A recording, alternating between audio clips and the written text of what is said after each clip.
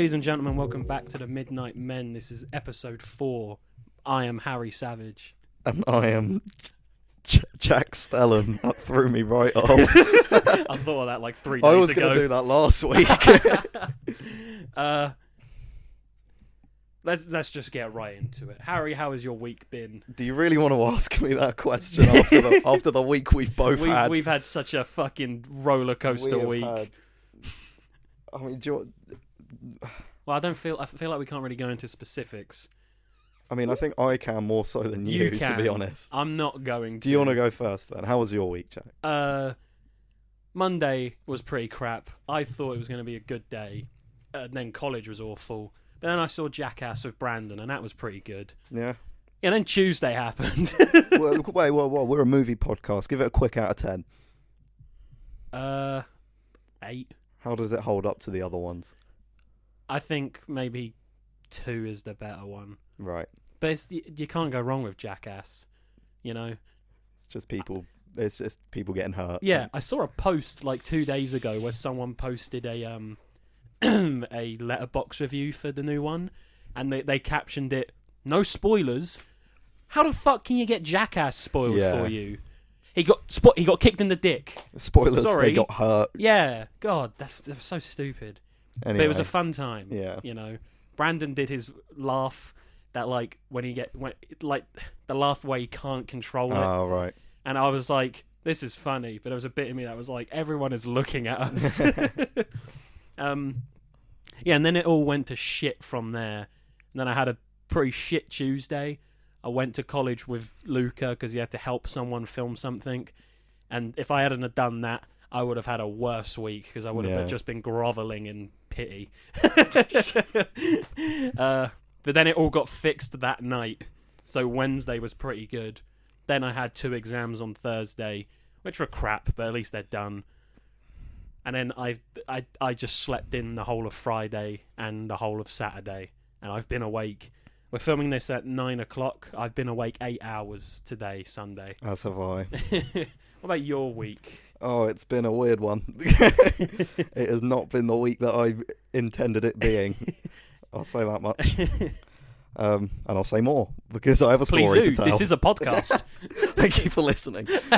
How many times are we going to make the fake outro joke in the run of this podcast? We've done it about 3 times already.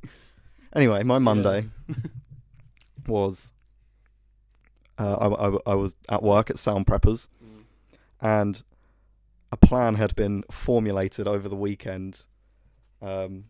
During this weekend, I was at a friend's 18th birthday party, and I was, speaking to 2 of my good friends from secondary school.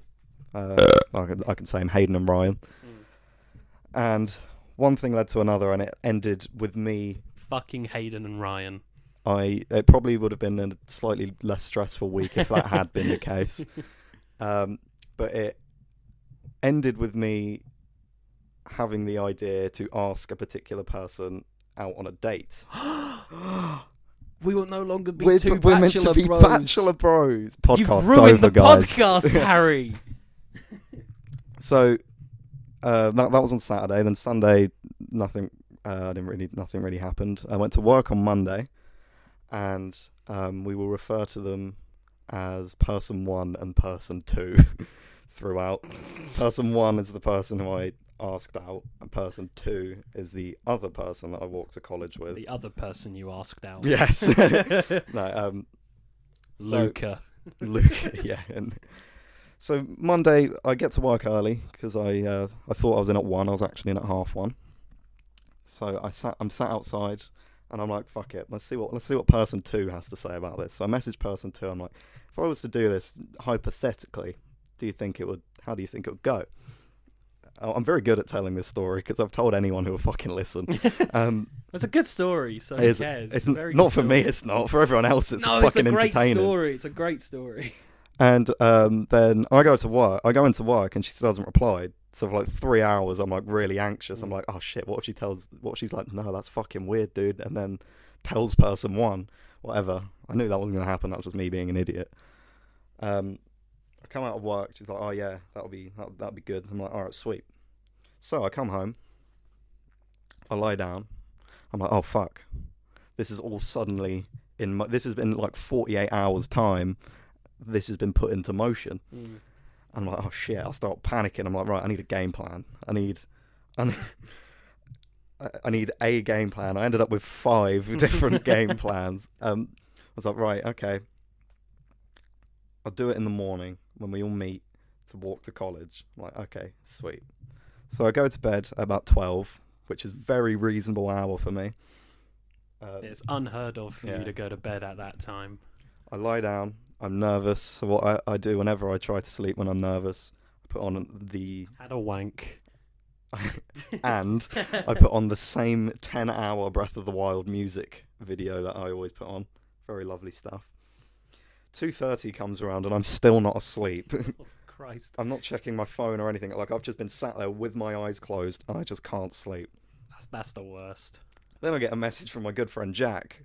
And this is kind of when we'll refer to it as the happening. Yeah, that's when plot A and plot B crossed kind of over. Met, yeah. And so me and Jack were messaging, and then it got to 5 o'clock in the morning, and I finally said, not finally, that's the wrong, but like, I'd said goodbye to Jack. It's like, okay, right, I'll see you tomorrow, maybe. Yeah. 5 o'clock, I'm meant to be at Scunthorpe Square for 8:30. It's 3.5 hours away. I'm like, fuck it, the seal's broken, I'm not going to sleep. So I do what any reasonable man does at that hour. I pour myself a half pint of Mars bar milkshake and cook myself some garlic bread. I forgot about that part. And I took that upstairs and I watched some Moist Critical, and I was having a giggle, having a drink, and having a nom. A nom? I don't fucking know. Having some scran. Yeah. And then that finishes about 5:30, 5:45. And then, without meaning to, I fell asleep. And I'm like, but still in my head, I'm like, right, in the morning when we all meet, sweet, easy. I wake up at 10 to 9, 20 minutes after I'm supposed to be there. They're probably they were long gone. So I have to get a taxi to college, which was not ideal because that was like £8 for like a 1.5 mile journey. Yeah, like a 5-minute drive if there's no traffic. Which there wasn't. And then we get to where we usually kind of stand before we go in to college. I'm like, okay, right, deep breaths, everything's fine, you're not terrified at all. So we go in, and we were only in college for like an hour because we just had to do these kind of reviews with our tutor before half term. So we're sat downstairs, and person 2 gets called up for their interview. So it's just me and person 1 now. I'm like, right, fuck it. Come on now, this is it. I lean over, I go, person 1. And then the door opens. Someone walks in and sits right next to them like, I'm going outside for some fresh air. Which I then did. I'm like, okay, fuck, that didn't go to plan at all. That's part 2 fucking ruined. We'll call it 2.5. But maybe they'll come out and join me just because they're not keen on this particular individual. I can't remember who it was, but it was someone from another class that was just a bit loud. Luca. Yeah, very loud, famously loud, Luca. And then they didn't, so they come back in. I go up for my interview, whatever, and then she goes up for her interview. So it's me in person 2. He's like, "Are you going to do it?" And I'm like, I don't. And then that was English. No, that's what I said. Like, right. that wasn't me tripping over my words just then. And so we went. If it was, it wouldn't be the first time you tripped during the story. We'll get to that. No spoilers. So we finish up there in college, and we go into town, and we go around a few shops. And it was a Tuesday, and I don't go out of my way to go to CEX every Tuesday, but it has just kind of become a tradition where I just go in there, get some movies. So I bought John Wick 2, John Wick 3, and Spirited Away. And I was going to watch Spirited Away last night, but the connotations that DVD now has with this story, I was too embarrassed to even look at it. Oh, God. So we're walking home, and we get to this little section where person 1 carries on walking, and then me and person 2 divert and like go our own separate ways. So I'm like, right, it's at the end of this road, it's 100 yards away.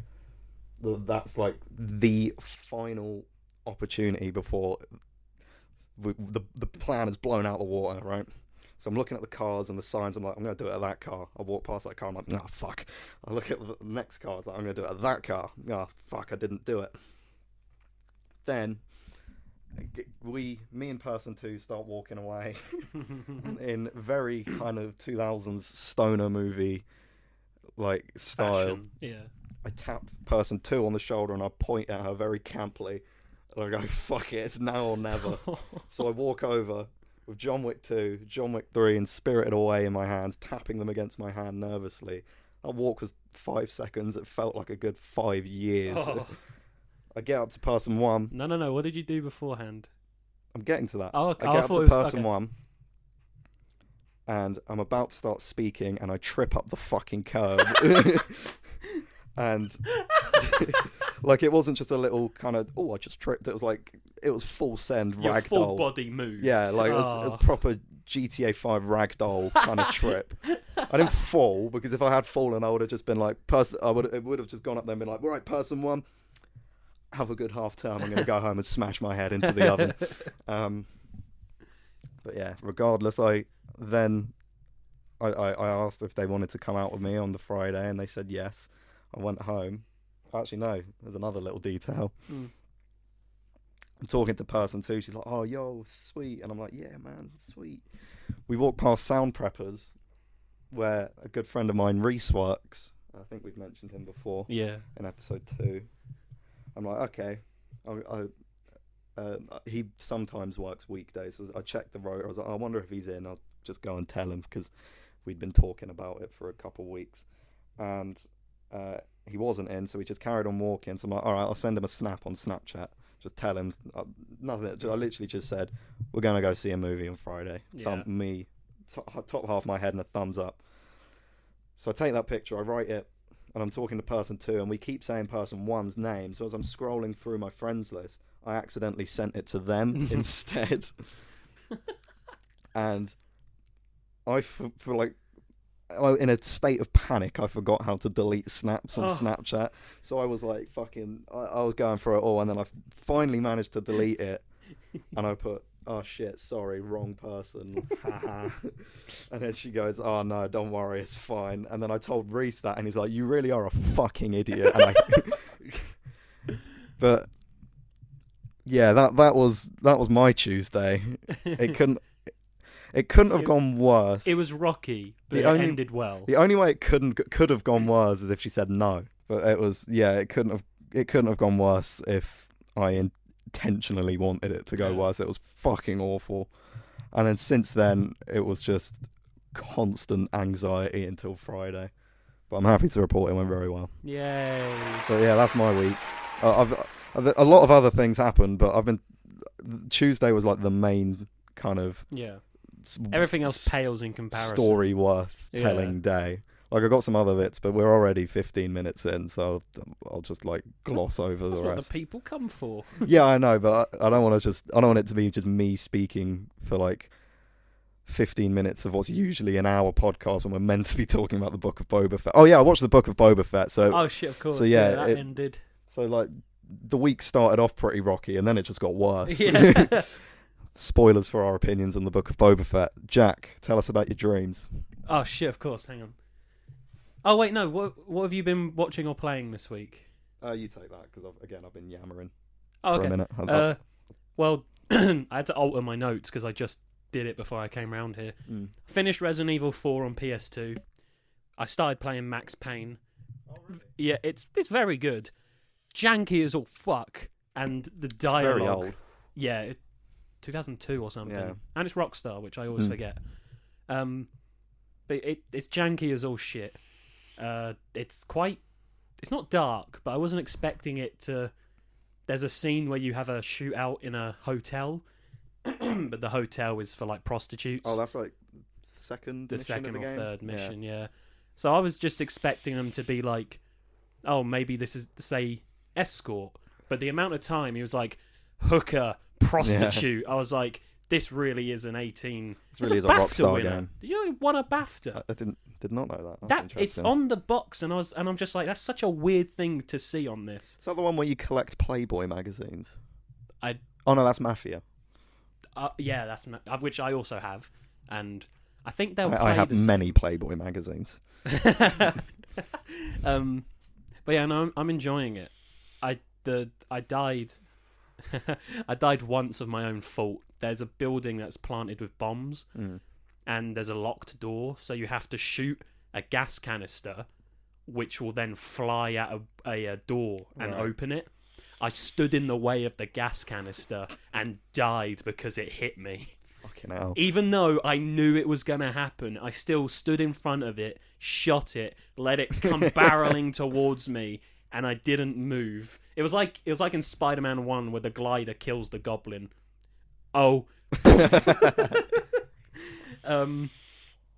yeah, so I want to play 2 more than anything, but I'm going to play the whole trilogy, I think. I've played 1. It's the only one I've played, but I've heard 3 is a bit iffy compared to the others. Yeah. That's another like Rockstar thing they could bring back. They're doing Red Dead sequel, and I'd kind of hope not, but they could. Yeah. Maybe even remaster 1 and 2. Yeah, well, or remake even. After the trilogy. If they remaster it, then yeah, but if they outsource it, then no. I fucked up playing Ultimate Spider-Man. I played 3 hours, then stopped playing for maybe 4 days. I then started playing again for another 3 hours, and then my dinner was ready. So I thought, I'll save, turn it off, come back another time. I didn't save, I loaded, so I lost 3 hours of gameplay. No. So I went, fuck this, deleted the whole game from my memory card, and I'm just going to restart again at some point. And then like on the PS4, I reinstalled Red Dead 2 because I want to get into that again. Yeah, I'm going to play that again soon. And I rewatched Spider-Man 2 3 times in the last 2 weeks. Fucking hell. It's just that good. Yeah. Especially with everything that happened. Oh, it's God. Obviously, I'm not going to go into details, but stuff that happened, I was like, you know what, I just want to escape. No, not escape from reality, but I was like, I want something that will help. And Spider-Man 2 is all about, like, choice and responsibility. Yeah. So I thought, with stuff that's happened, this kind of goes well. It's very relevant. Yes. And watching it, it's it's the best one of all. It's the best film ever made. It's not, but so yeah, watching it, there'll be scenes where I'm like, that's similar to what's happening now. How did they resolve it in this? And it's not the same thing because I'm not Spider-Man, despite what many may believe. Oh fuck! That was our whole selling point for this podcast: Harry Savage and Spider-Man. But yeah, it more helped than like a mental stability. Yeah. I don't fucking know the word. But yeah, great film, and I didn't expect to watch it that many times in such a small amount of. And then I'm watching it again in 2 weeks with my mum. All right. What about you? Well, I've been playing Metroid Dread because I want to finish it on hard mode because I want to play the new Dread mode, which is if you get hit once, you die, which got released alongside the new Nintendo Direct a couple of days ago. Is the Dread mode like, do you get to choose a difficulty or is it automatic hard? I think the only thing that's different in the difficulty in the game is just how much damage the enemies do to you. Right. So it won't make a difference because you're going to die after one hit anyway. Oh, that's so I think point, it. Yeah. And tomorrow I'm gonna. I doubt I'll do it all in one day because I do just want to have a. I doubt I'll do it all in one day because I just want to have quite a nice peaceful day before a long week at work. Yeah. But I'm going to play Dark Souls again tomorrow, just in either Dark Souls or Dark Souls 3 in preparation for Elden Ring in 2 weeks now. A stressful game in preparation for a stressful week ahead of you. I'm looking forward to that because I like Dark Souls. What have I watched? I watched Uncharted, as I said. We went to go see Uncharted, which was relevant because we spoke about video game movies in episode 1. We've come full circle twice now. Exactly. We're good, we are. No, I haven't played the Uncharted games, and if you haven't played the Uncharted games, I'd recommend you go see it. It's pretty good. It's surprisingly funny at some places, like Mark Wahlberg is a treat. He says ironically. But I'm sure if you played the games, it's maybe just the same as other video game movies in that it's not very good. Yeah. But I liked it. I thought it was really good. Regan messaged me, he saw it, and he said they changed things so that it doesn't make sense. Oh. I thought as a movie, though, it was pretty concise. I'm sure it's be fine. And I really enjoyed it. I really enjoyed it. Speaking of Mark Wahlberg, he played Max Payne in the movie. Oh. That was like 2006, I believe. Didn't know that. He looks nothing like the character. I look more like Max Payne than Mark Wahlberg does.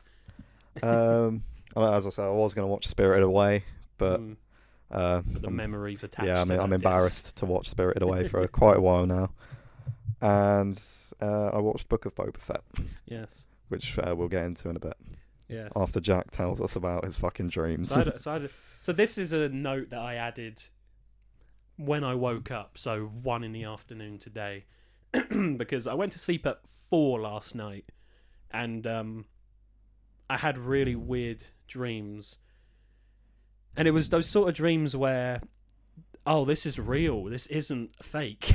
And that was the worst part, because I was like, fucking hell, life got bad.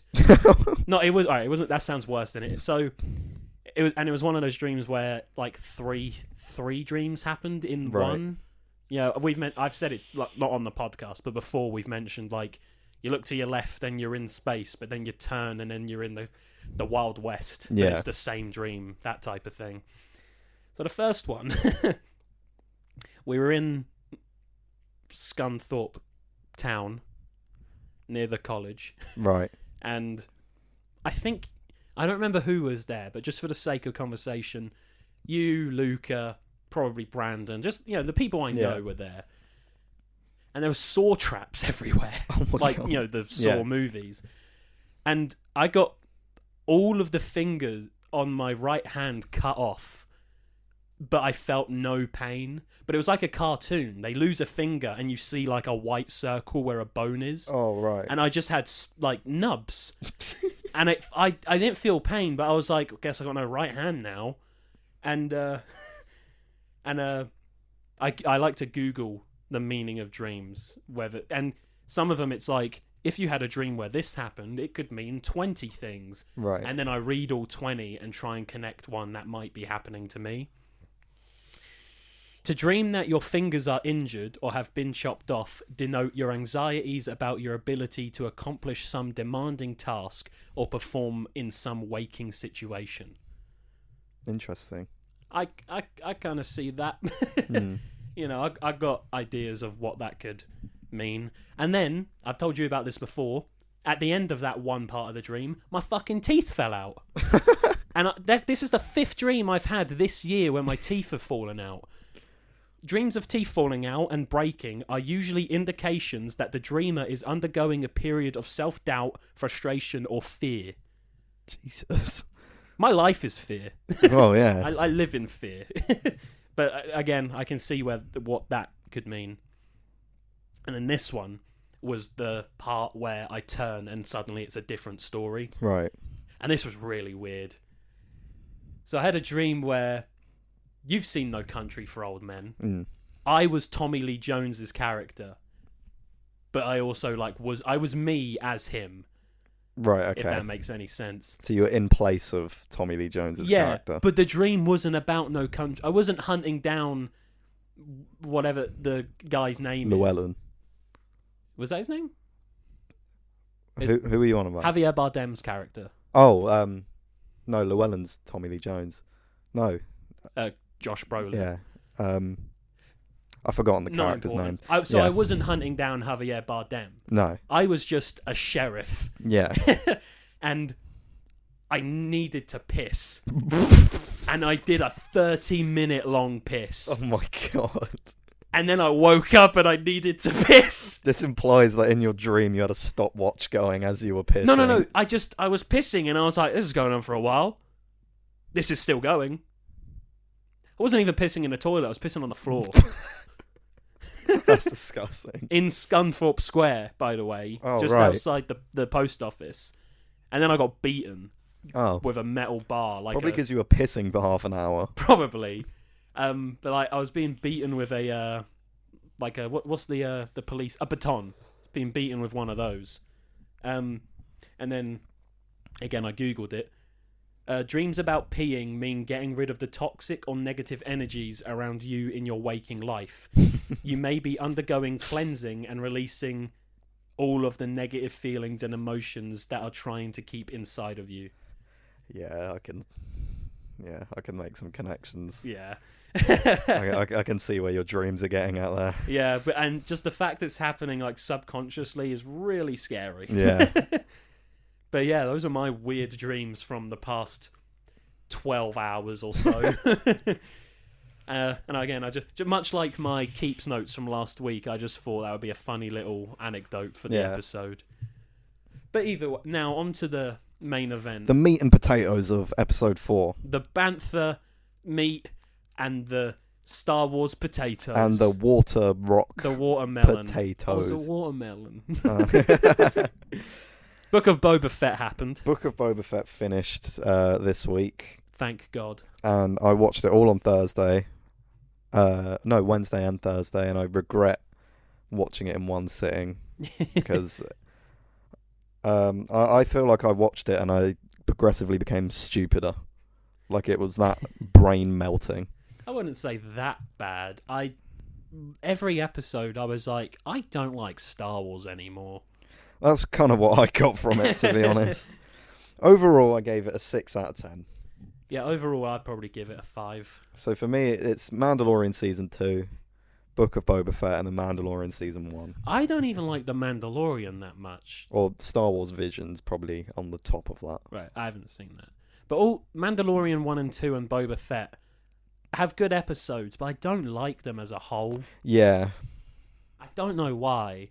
And if Kenobi's going to be like this, then I'm going to be so pissed. I'm hoping Kenobi will be good. And it should be. It better be. It's got everything that it needs to be good. This is a thing that I'd say people have wanted for 15 years since Sith came out? Probably, yeah. So if it goes bad, then it's going to really cock everything up, I think. In terms of being a Star Wars fan. Yeah. Because I love Kenobi. And I love Ewan Boba McGregor. Fett, but I didn't like the Book of Boba Fett. That's true. So episode 1. What were your notes? I didn't write this, but overall, nothing happened in episode 1. Yeah, so I did notes, and then at the end, I've got notes, but did, but then at the end I put not review, but for example, episode 1 incredibly meh. I always at the end of every episode I just put episode felt very short, then episode 2 better than the first episode, but felt very long. That kind of thing. Yeah. The only note, one of the positive notes, one of the few positive notes I have for episode 1 was in all capitals, Matt Berry robot. Yeah, Matt Berry as Boba's droid. Who was fucking terrifying visually, by the way. That robot? Yeah. Yeah. It was very unsettling. Yeah. But yeah, he's the best character. Yeah. Obviously, spoiler warning if you haven't seen the show, because we're just going to not that there's much to spoil. There's just the Rancor. Just cameos. That's the only spoilers. Which the story they posted on their Instagram the day after. Yeah, exactly. The story just doesn't go anywhere. Mm. So, the episode, the general synopsis for episode 1 is that Boba Fett escapes the Sarlacc pit on Tatooine, and then he gets kidnapped by. I think he gets kidnapped by a different group, and then the Tusken Raiders steal him off of another group. I can't remember. I don't remember. And this all takes place in a flashback sequence, by the way, while he's healing in a fucking Bacta tank. Yeah, Tamara Morrison. Tamara Morris literally sleeps through this episode. Yeah. So there's and a scene... not in that way where it's he's so good he can do it with his eyes closed. He literally just sleeps, and then So the present day stuff is there's Boba Fett in, I suppose, Boba's palace now, and all the townspeople are giving him what they call tributes, which is just gifts because he's the new crime lord. And then this little cuckold of the mayor of Mos Espa comes in, and he doesn't bring a tribute, and Boba Fett's like, oh man, that kind of sucks balls, and then he leaves. And then it's this whole flashback thing of him getting out the Sarlacc pit, Tusken Raiders somehow or another get him and keep him prisoner.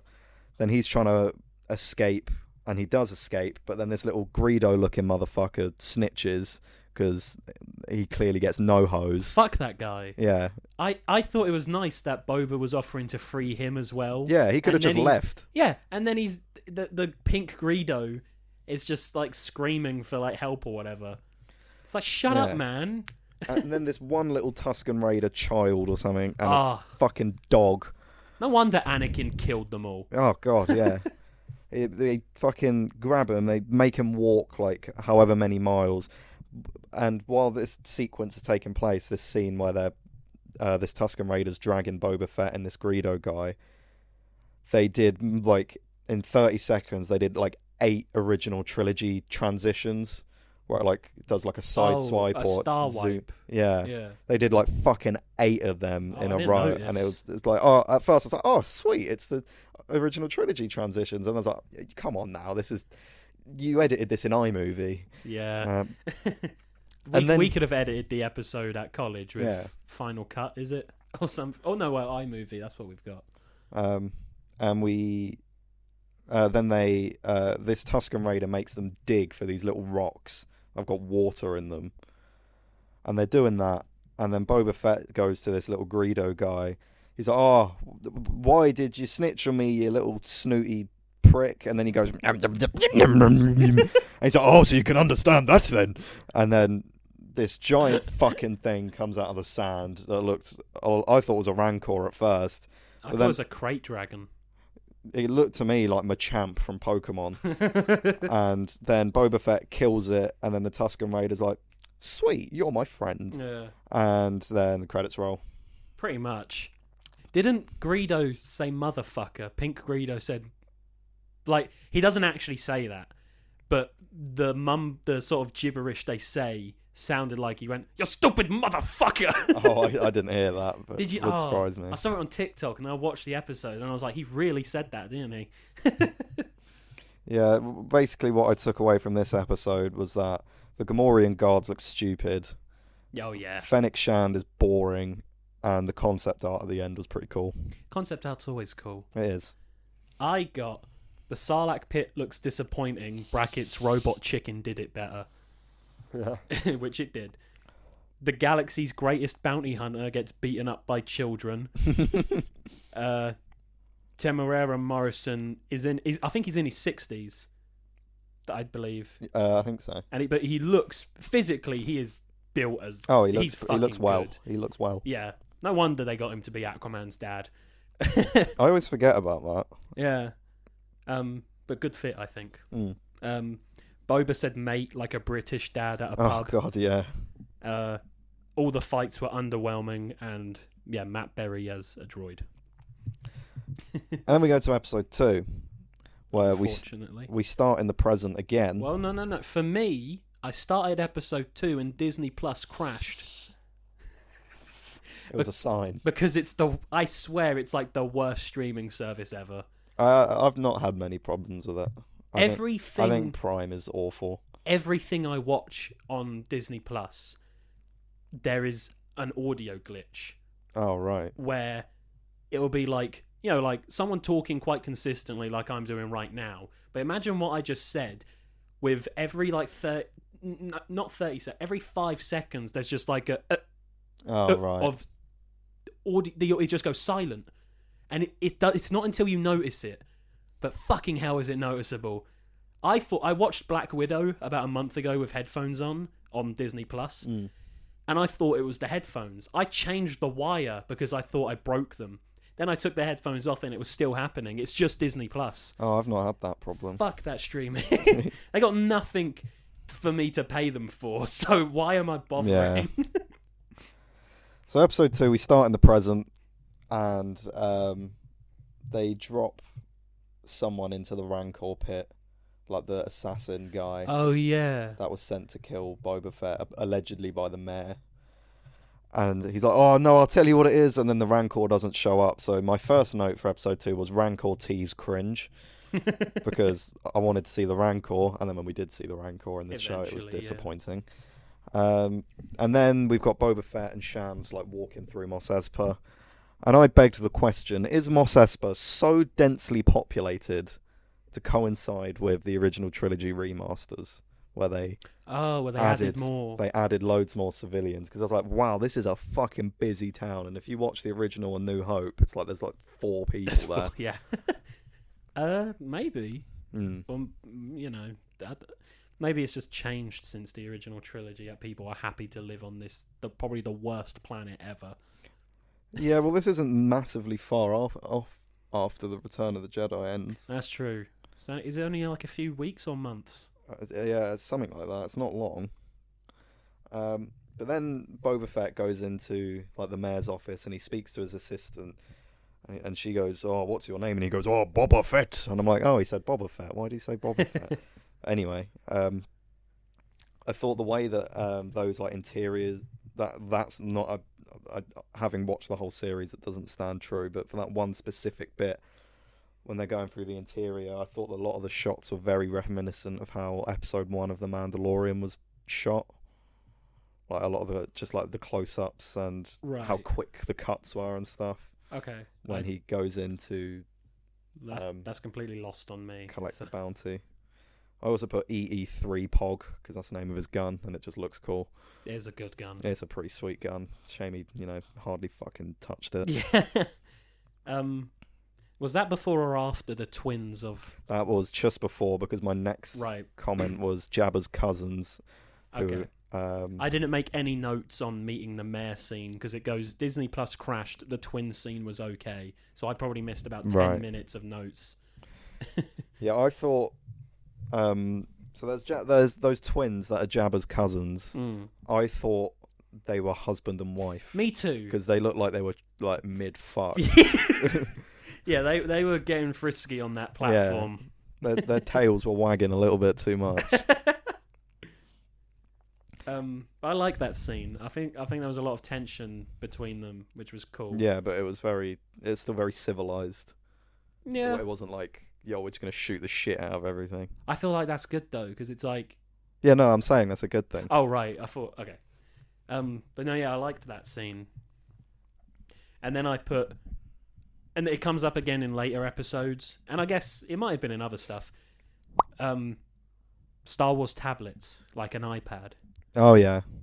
It felt so weird hearing Boba Fett go, "Hand me that tablet." Because I'm just like, what? You got a fucking... Oh, in the last episode, yeah. Yeah. So I thought they were... What did I write? I put those tablets were cool. I like how they just folded out and there was just like a big blue like thing there. I thought they looked sweet. I don't remember. That's how much I hated this show. I don't remember things. I like that. I just thought it was weird that they just had an iPad. Yeah. I put the black metal Wookiee is cool because that was before you learnt his name, Kasantan. But he was pretty sweet because he was introduced with the twins.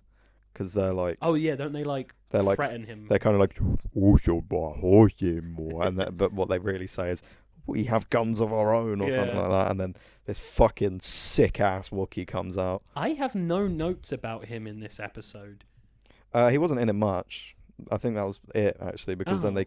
After this kind of sequence... Oh, no, I know why I don't have any notes.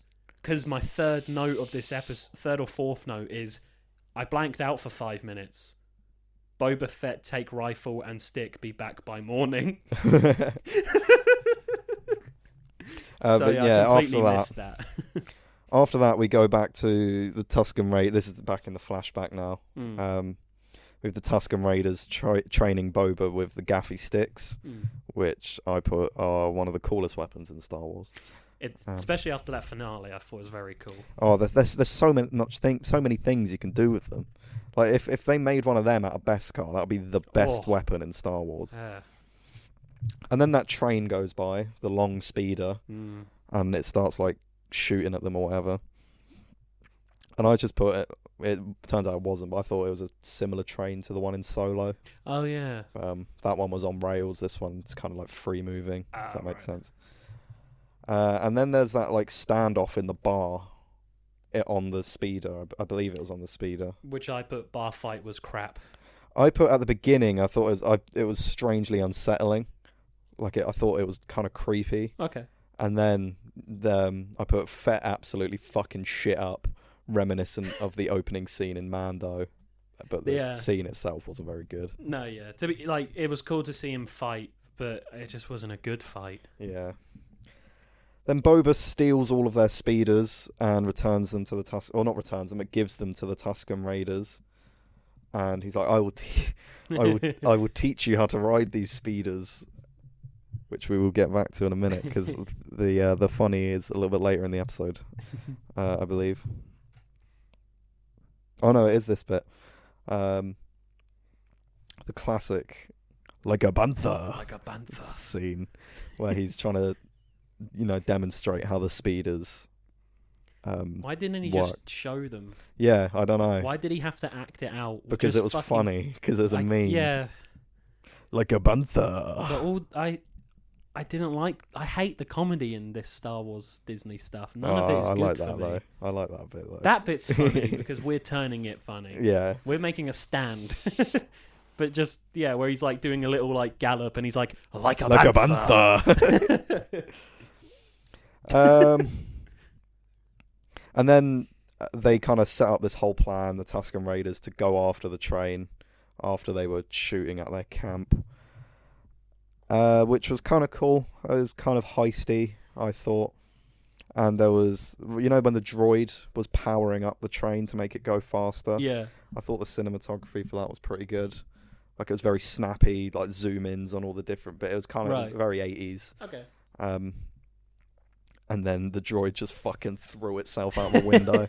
That's the first instance of a droid killing itself. There was many in this show. droid suicides. Although, technically, that specific droid jumped out the window and then like crawled away, but I thought he killed himself at first. I thought that train sequence was boring too. I liked it. I thought it was really cool. It was so predictable, but there was a great little like joke in it where. Well, I just said all the jokes didn't work for me, and now I'm saying there was a good one. So they had like 3 of the ones they were fighting, like pop with their heads sticking out of the top. I know the bit you're about. And then to the say. Tusken Raider goes underneath, pulls him down, and then pops up himself. Yeah. But you don't see him underneath, so it's just down, up. And I thought that was fucking hilarious. I loved that so much. Yeah, and then it turns out that this, I think. Were they the Pikes on that train? Yeah. Yeah, it was. They were dealing spice. Yeah, it turns out that their whole thing and the kind of whole plot point for this show is that the Pikes are moving spice through Mos Espa, and Boba Fett doesn't want them to do that. And then he tells the Pikes, "Go that way, leave, fuck off," and make like a bantha. Yeah, make like a bantha and poo. And then they find like it's not a bit that they focus on, but I thought it was stupid. They find one of the train cars has got water in it. Oh yes, which is a very limited resource on Tatooine. Hence all the vapor farms and stuff. So the Tusken Raiders think, let's just fucking stab this open, let it piss out everywhere, waste, and we'll collect it in boxes with holes. That fucked me off. They never focused on that. It wasn't even a joke. I was just like, okay, this is. I believe the Pikes do mention how it's like their only water source or something, but even then, it's like nothing came of it. You just wasted water on a planet. That was probably all the water on that planet. Very close. And then they go back to the Tusken Raider camp. And they're in like a little tent, and the Tusken Raiders like, and then Boba Fett's like, oh, okay, fair enough. And then the Tusken Raider puts a lizard up fucking Boba Fett's nose. Oh, yeah, that was disgusting. It was like, this will guide you. Yeah. And he was like, oh, thanks. And then it went into his brain. Yeah, he's like, this will guide you. He's like, do I eat it? It's like, and then it goes into its fucking nose. Is this my new friend? Sits in his brain, and then the Tusken Raider trip. Yeah, the Tusken Raider's like, hur, hur, hur, which loosely translates to it will guide you in your head. And I'm like, that sounds disgusting. But then it leaves him. Yeah, and then there was this trippy fucking scene where Boba Fett finds this tree. And he gets molested by this tree, and then he eventually breaks off a branch, comes back, and then it crawls out of his nose very slowly and grotesquely, and he does some really bad acting. Like, it looks like he's like, they're like, oh, pretend there's something up your nose, and he just went, okay, and then that stick they made into a gaffy stick, like Boba's own gaffy stick, which was pretty cool. And then they give him robes, Tusken Raider robes, which he then wears under his suit for the rest of the series. Yeah, because like the flashbacks are prequels to Mando season 2, aren't they? Which that was cool to see, like how he got from there to here. Yeah, I thought it was very ceremonious when they were wrapping him up in the robes. Yeah, I thought it was cool just to look into the culture of Tusken Raiders a little bit, because I love Tusken Raiders. They're okay. They're fucking weird and annoying, but I like how for 3 seasons of the only 2 like Disney Plus original shows, they just went, fuck it, Tusken Raiders everywhere. I don't think it's the Tusken Raiders that's the problem. I think it's the fact that Star Wars just don't want to leave Tatooine alone. Yeah, what the fuck? I'm bored of Tatooine. It's the worst planet. There's nothing there. There's That's nothing the there point. apart from Ewan McGregor down the road. Actually, no, I guess in Boba Fett he would have been dead by then, wouldn't he? Yeah, I suppose. I put better than the first episode, but felt very long. I put episode 2 was very boring and forgettable. And that's the thing, it's shorter than episode 1, and you're saying it was long. Yeah. And then for episode 3, I put, the first note was, I'm thankful for the recap, because... Yeah, because what happened? Yeah, I couldn't have told, like, at the time, I'm reading my notes now, obviously, but at the time I couldn't have told you what had happened in those 2 episodes. They felt very similar to each other. Yeah. Like, they felt like they were just one big opening episode that happened to have a week break in between. Although in episode 2,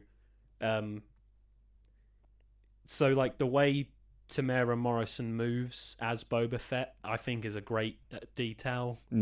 So like when he's not in the armor, he seems quite robotic, but then when he's in the armor, he has this cool fluidity because he's so comfortable. That is him. That's Boba Fett, you know. And then when he's out of it, because it's literally stolen, he's like, I don't know how to stand. Yeah, I don't it's a shame feel we didn't cool get much anymore. of actual Boba Fett. Huh? It's a shame we didn't get much of actual Boba Fett in the show. Apart from him like walking through Mos Espa and stuff. Yeah. In episode 3, we are introduced to by far the most complex characters in all of Star Wars. The Power Rangers. They add a lot to the show and Star Wars as a whole, and without them, Star Wars would have fallen apart, to be honest. Honestly, you think, like, without Anakin Skywalker, there's no Luke Skywalker, there's no Rey, quotations, Skywalker. Yeah. And Star Wars is the story of the Skywalkers, but without this group of people, there would be none of that. There'd be no Anakin, there'd be no, what's her name? Shmi Skywalker. Oh, Shmi, yeah, his mum. There'd be. I'm of course referring to the mods. The biker is that their actual name? They refer to themselves as the mods because they look like scooters, like they're bikes. But I just refer to them as roadmen / goth Star Wars bikers. But yeah, they're speeder bikers, really, aren't they? Like a biker, and they are by far the most crew. Boring set of characters They suck. I've ever seen in any piece of fiction. They did nothing. Oh, and the one that I refer to here in episode 3 as hot biker chick. Oh my god! In the last episode, I wanted to just smash her head in. It was. They all suck. She was my least favourite one, which hurts my heart. There's like 8 of them. 6? Something like there's about 8 of them, and 2 of them actually get the starlight. Yeah. One of them's like a fucking London techwear wearing fucking. One's a JLS cyborg, member. Yeah, and then the other's just like this TikTok goth chick who everyone theorized was going to be Boba's daughter when the trailers came out. They share maybe 5 scenes together in the 7 episodes. Yeah. Oh god, I hated those characters. All they did, their role in the show was to be on the streets for Boba Fett to report back anything that was going on, any new developments in Mos Espa or whatever. And then they were the lookout in the last episode, but then they all get fucked pretty much. And we'll get to those the mods in the last episode, because I want to talk for a long time about what that fucker did when he got shot at. Oh boy. Yeah, they suck. The male one, I feel like he's like a guy. The Londoner. Yeah. He's like a guy that watched the original trilogy and then in real life tried to become Han Solo. Yeah. But then he was in Star Wars. Yeah, that's true. I can see that. Oh. Yeah, it's such a try-hard, cool guy. Yeah, didn't like him at all. Right, what have we got here? Tusken Raiders are killed and I don't care. Yeah. Yeah, so the Tusken Raider camp that Boba's with, he goes somewhere and he comes back and they've all been burnt down and murdered. And there's the JL logo from the same group of bandits from episode 1. Turns out it wasn't them at all. But... It was a ploy by the mayor. Or was it the mayor? Yeah, I think so. Yeah, what was the Pikes? And Boba Fett walks off with a bantha. I put that as just a cool shot because it was a pretty cool shot. And then Black Metal Wookiee just straight up rips Boba Fett out of the Bacta tank. Oh shit, yeah. Oh fuck, yeah, I got no notes about the fight they have. Yeah, they have this massive fight scene. You see, isn't that the Black Metal Wookiee is called Kasantan. So that's what I will call him, because that is his name. Black Metal Wookiee sounds like a Star Wars... Oh no. I just dropped my mirror. Black Metal Wookiee sounds like a death metal Star Wars band, like the Howdly Doodlies of... Oh, yeah. Is it Howdly Doodlies? It's Oakley Doakleys. Oakley Doakleys are a Star Wars a Simpsons death metal tribute band. So death metal Wookiee sounds like... I think there is a Star Wars band. I can't remember what they're called, though. There has to be, surely. It's been around long enough for people to do it. Danny Trejo as the Rancor Keeper is cool. Was it? He was in it for 20 seconds. I thought he was going to be in it so much more. So I wrote that he's note. He's like an okay actor as well. No, but he's cool. Is he? I want to go to his taco store. Okay. I follow him on Instagram. Every Tuesday is Taco Tuesday with Danny. Well, yeah, because it wouldn't be on a fucking Wednesday, would it? Or a Monday. No, I just mean the fact he's kept it up for so long. I followed him for 4 years. Every Tuesday, it's just like tacos. That's an impression of Danny Trejo. I also have written down the stupid run the Wookiee does. I don't remember, but you know how you see. I know all Wookiees do fucking dumb runs, but this guy was clearly not a Wookiee actor. I don't believe that's a weird thing to say. I know, but what do you want to be when you grow up? I want to get into Wookiee acting. But he ran how you know how yesterday you said, "Oh, Reese ran at me like this." He ran like that. Oh god! And also, I think it's this episode or a later episode. He fights something, and you see the pads of the suit on his feet. Oh and yeah. I know it's a suit, but could you not have maybe covered that up? You can see the hard plastic or whatever they are, and it's just things like that annoy me. And it happened multiple times in that one scene. Yeah, he's got these pretty sweet electric brass knuckles. Oh, those are cool. Speaking of suits, the Boba Fett suit I noticed a few times. Obviously, it's Beskar. It's like a really hard metal or whatever. But sometimes when he's putting it on, you can see that it's just very thin rubber and it's bending all over the place. I hate it. It looked like a cheap Boba Fett Halloween costume. Yeah. Like the way it was bending and shit. A similar thing like that. And that, not the black bits, the black fabric. The bit that's meant to be metal. The green plated metal bits were bendy. And there's creases in them and shit. It's like, oh, come on, man. You're Star Wars. You've got the biggest budget in the fucking world. Yeah, you're working with Disney. Yeah. But, a similar thing like that happens in Thor Ragnarok. After he fights the Hulk. Right. He has I think he has a shower and he's shirtless and he I know. He puts on the armor, the chest piece. Right. And it bends like plastic or rubber. I didn't notice And that. then there's a cut and he's wearing a different armor because it's a different thing for Chris Hemsworth. A molded one. Yes. Right. And every time since the cinema when I've seen that movie, I'm just I can see it change. I've never picked up on that before. It pisses me off so much. Yeah, when it changes... Just don't have those scenes in things. Yeah. When it changes in this show to when he's actually wearing the proper armor, it's not noticeable. But there is scenes when he's putting it on and it's bending. It just doesn't look good. And even the way the light hits it, you can tell it's not metal. Yeah. Or even like whatever they might use. Yeah. Like that's lighter than metal for him to wear. But yeah, either way, it looked pretty bad. It sounds like nitpicking, but it's like it's not. When you have such a big budget, it does take you out of the immersion. I think make him put it on differently. Don't put it. They put it on like sideways, don't they? Like a jacket, one arm in, don't they? What's that? Like the body piece of the armor. Yeah. Yeah. Put it on like head first, Yeah. and then your arms through, so it's like it can't bend. It's already fit to the shape of your body, yeah. But no, they've always got to go with this other option that ruins like your immersion. I can't remember the line, and I should have written it down. It's like a bantha. No, so it's when Danny Trejo is talking to Boba about the Rancor. Yes.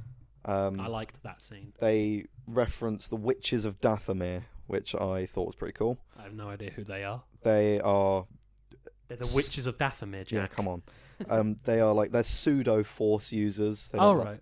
From the Clone Wars, and they're also. Have you played Fallen Order? Yes. You know the white. They're white and they wear red on the planet Dathomir. Oh, the red planet. Is he?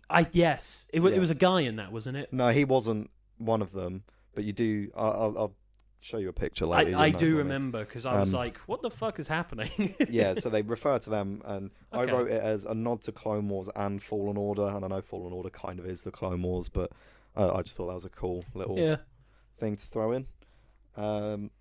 Because more recently, I suppose. Actually, when did Season 7 come out? I don't know. Doesn't matter. 2 years ago. Yeah. Boba and the Rancor are having their wholesome little moment. He's like scratching him and shit. I liked that, how Danny Trejo was. I didn't notice they had covered the Rancor's eyes, and it's like the first person it lays its eyes on, it's connected to forever. I didn't know that, and then is that upon hearing that, it made. Because it's kind of just a throwaway joke scene, right? But in episode 6, I know exactly when they kill the Rancor and the Rancor keeper starts crying. I love that scene. He's a Rancor keeper. He's meant to be this big, scary guy who's got this even bigger, scarier creature. The shit. Yeah, and then his Rancor dies and he starts bawling really hard. And I know it's just a joke, but think of it as I can understand why he's so torn up about that. Whether that was an old piece of lore or something they've just added, it makes that scene. It adds to that old so much scene, more. which it's not like I'm going to watch Return of the Jedi and that happens. I'm going to be like, oh no. Yeah, it's not like such a big retcon that you're going to fucking. I'm still going to go, haha, shirtless guy with stupid helmets crying over big dog. Haha, Steve from down the pub is crying. That guy is the most British guy ever. But yeah, oh my god, the sound waves on that fake cry are huge. I'm going to have to change the levels on that. But I loved that little piece of lore. Yeah, I thought it was a cool little addition. I can't see your face at all right now. Okay, do you need to? No, I just thought... You know who else can't see our face? The listeners. I can see one of your eyes. It's very Harvey Dent in The Dark Knight. I wrote I like Shand and Boba as a duo. Yeah. Because I had a bit of an arc while watching this. I thought Shand was the most boring, not pointless, but just boring, I don't care character in all of Star Wars. And then one of my final notes in episode 7 was, is Shand hot? Evidently I grew to quite like her towards the end. But yeah, I like them as a duo. I think they actually work quite well. Yeah, she's good at... Because she's sort of telling Boba how to She's a good sidekick. She wouldn't be a good character on her own, I don't think. I know. They'd have to do some really good writing. But there was a scene, I believe, in a later episode where Boba says he's going to... Come. No. He wants to fight, and she's telling him to not do that. So she's more... That Shandussy got me acting unwise. Oh my... She's got more of a leader character to her. Yeah. And she's passing it on to Boba. But he is obviously the one in charge. So, and I just thought I think that's just a cool little thing how she has to talk him down from fights because that's not what he should do. Yeah, it's an interesting relationship. I also wrote, I don't know why, I wrote that they said Dank Farrik. A lot. Only once in this episode, and then I think they say it twice in the Mandalorian episode. Oh no, I spoiled it. And then 50 by the finale. Which is, that's just a Star Wars swear word. But I just thought, okay, that's Does it mean what the fuck? I don't think it has a direct translation, but they say it when we would say what the fuck. So, Okay. Or like what? I don't know. Who's Dank Farrick? Yeah, it sounds like a Star Wars character. Yeah. And then there was this whole scene where I wrote, the biker nerds chase the mayor's cuck. I wrote Speeder Chase is one of the worst high-speed chases ever filmed, because it is. And I know with a lot of chase scenes, what they do, they just film it. I mean, the most obvious, it's not a chase scene, but the most obvious example is Ghostbusters, where what the fuck? the Ecto-1's coming out of the fire station, but they sped it up like 20 times, Yeah. and all the people in the background are running around like that.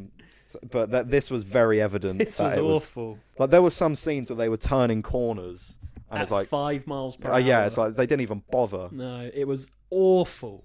On CGI vehicles, which they could have chose to make as fast as they fucking wanted. Yeah, on what was probably a blue or green screen set for most of it. Probably. Do whatever you like, and you did the bare minimum. Yeah.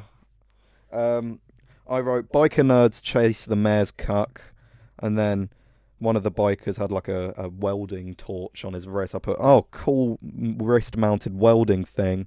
And then I didn't put anything for about a minute and a half. And then I put, this scene is ridiculous. I just imagine you sitting in silence like, oh no, it's like, oh, that's cool, silence. What the fuck is going on? Yeah, that's... well, while I was watching it, I was just talking to myself. Like, basically my notes were just what I said out loud to myself. Like, and then after this, there's that scene where the main mod, she, like...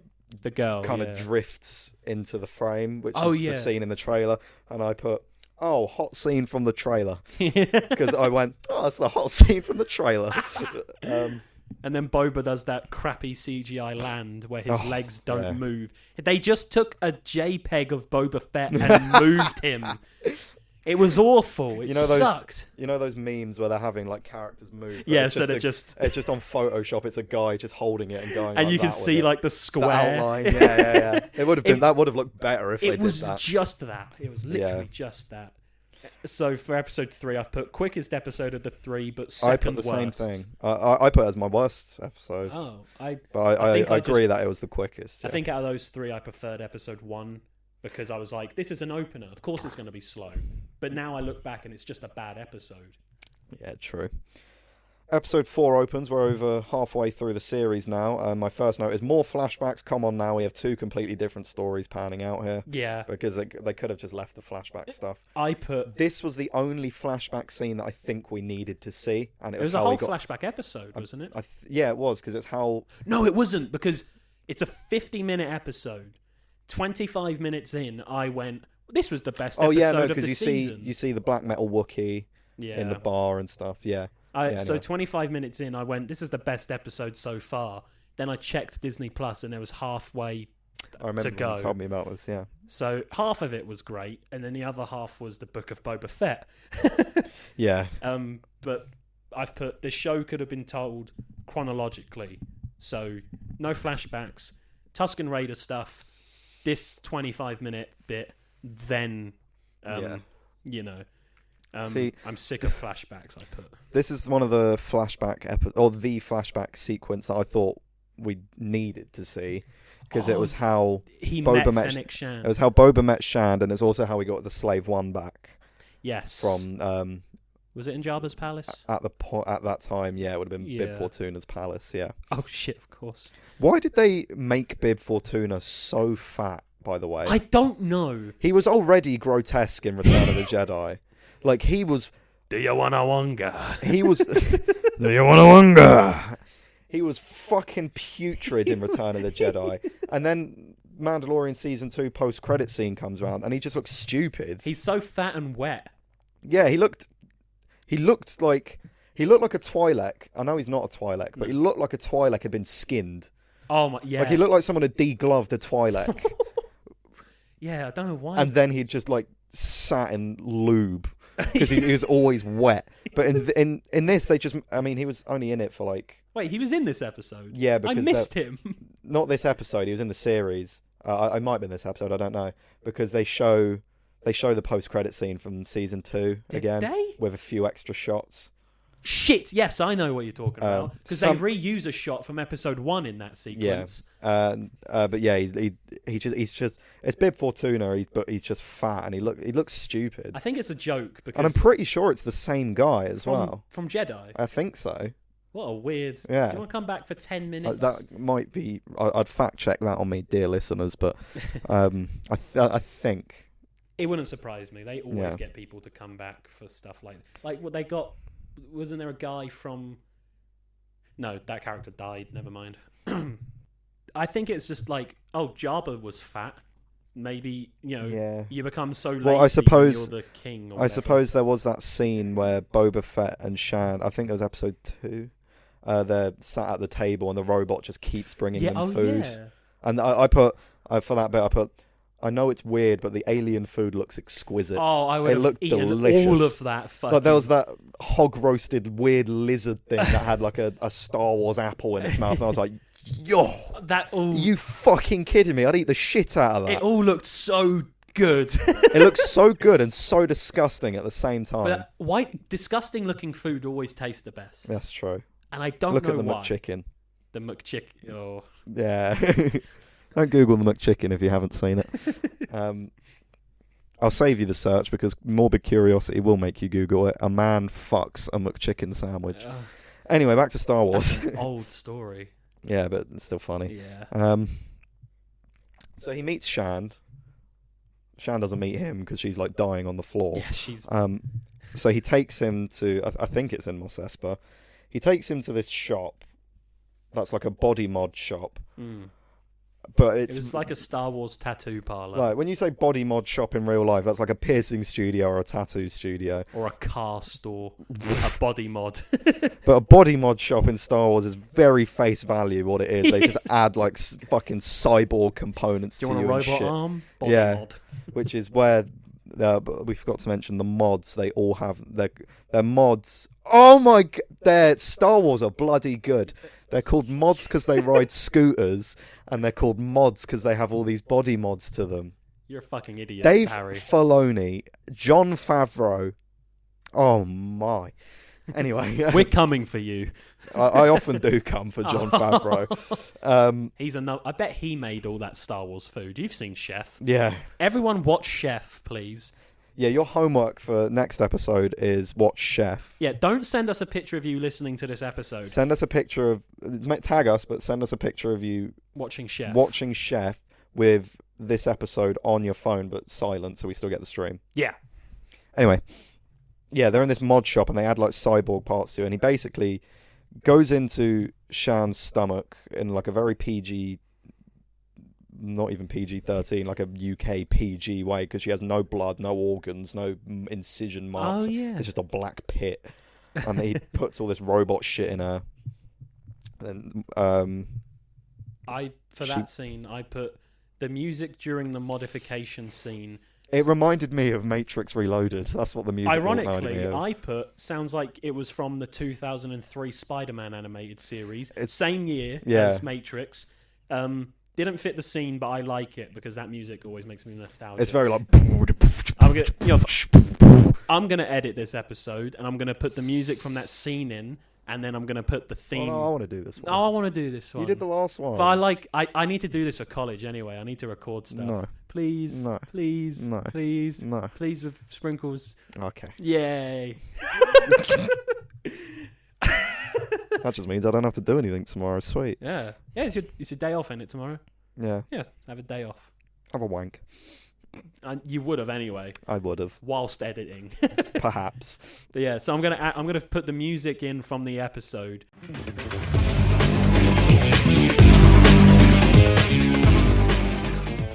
And then the music from Spider-Man, and tell me they don't sound alike.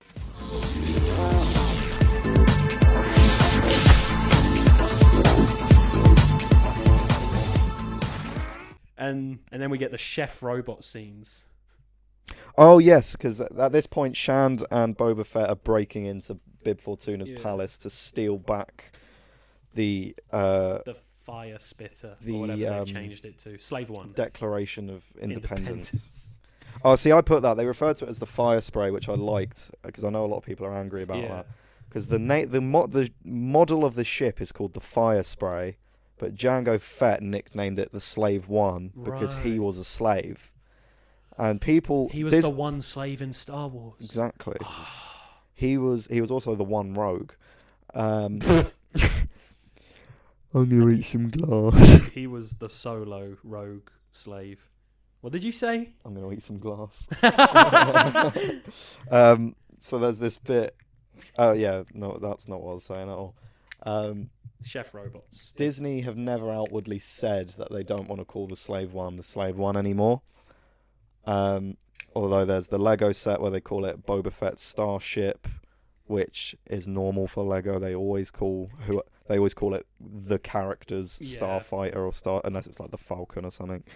And then they called it the Fire Spray, which makes sense because Shand was more likely to know what a fire spray is than that specific one is called the Slave One.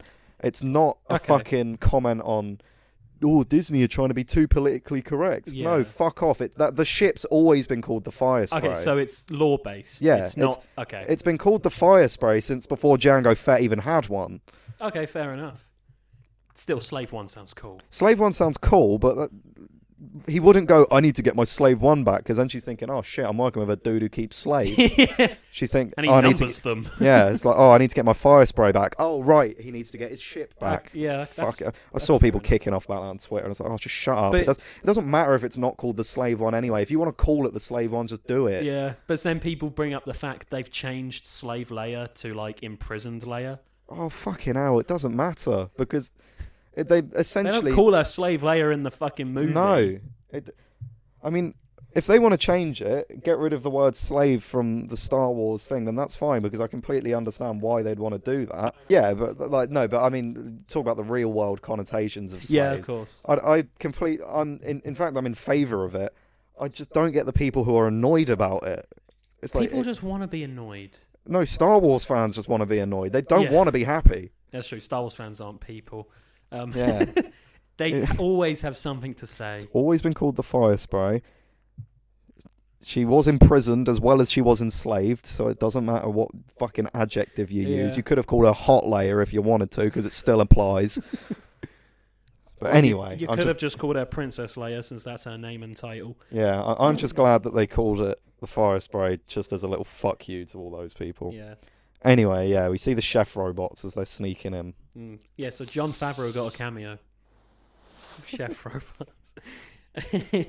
I thought that was cool because I love it when Star Wars is like, what's a real world thing? Chefs. How do we make chefs? Star Wars. Robots. And it's the same droid from Return of the Jedi. The torture droid. Oh, is it really? That guy's working. Yeah. And then one of the little round rabbit droids that were briefly in the Clone Wars shows up. Oh yeah. And he's like he's like a security. He's basically like he's like a Roomba meets a security camera. Yeah. Like he'll just walk around, he'll see something, and then go snitch. So he's a Star Wars pussy, is what he is. So he's the Star Wars equivalent of Henry Hill from Goodfellas. Yeah, sure.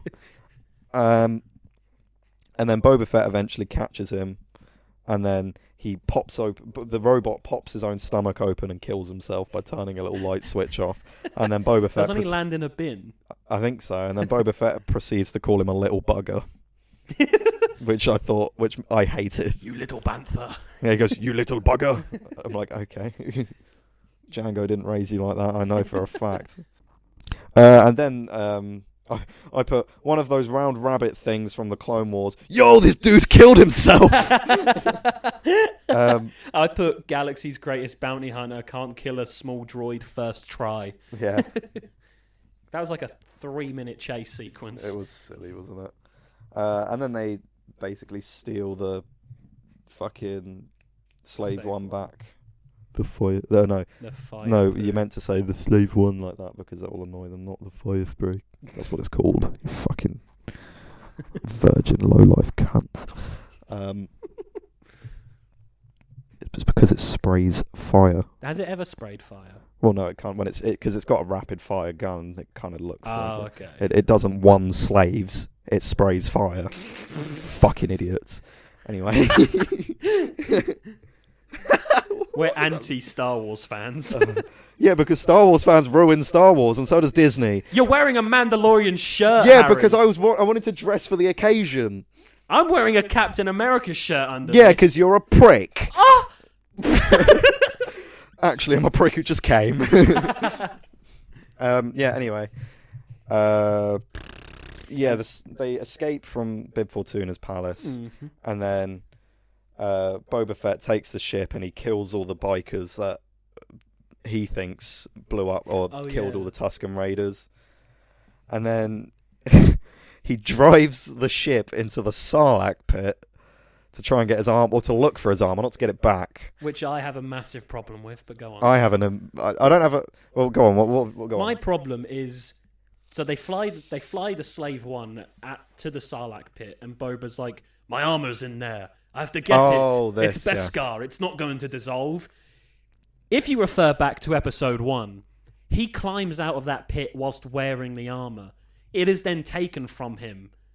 It is not in the pit. It's somewhere else. Why does he go back to the pit and is like, it's in there? It's fucking not. Maybe the people took it and I was like, this is shit, and they just threw it back in. How did he get it back again? What do you mean? How did Cobb Vanth get it? From Jawas? I believe so, yeah. So Jawas took it. Yeah. Those are the ones who stole it off of Boba.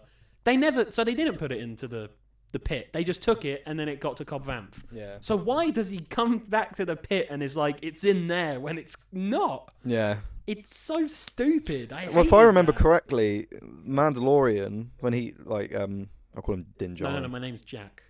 When he sees Cobb Vanth in season 2, he's like, "Yo, that's not your ruddy armor." Yeah. And then because he's voiced by Richard Ayoade now. Yeah, and then and then Cobb Vanth's like, "Yes, it is. I found it. Finders keepers." And then Din Djarin's like, "Nah, suck your mum, dickhead, pussy hole." And then he's like, "Okay, fair enough." And then he gives it to Mando. Yeah. If I remember correctly, Mando. I think he gives it to him because he helps kill the crate dragon. But anyway, we can choose to ignore that because Book of Boba Fett. Yep. Then we see the Sarlacc pit has got teeth and a beak, which I put as a note because again I'm glad. I'm pro beak. I love the beak. I'm pro Sarlacc beak. Luca doesn't like it. Luca doesn't like it. Oh my god. Cut that out. And then they drop a thermal imploder into his mouth. Oh. It's the best sound ever made, and we don't even hear it properly. If there was a noise that best represented the feeling of orgasm, it's the thermal, because it's when it comes out and it's all silent and then literally all sound is taken out of the scene. It sucks everything. Boom.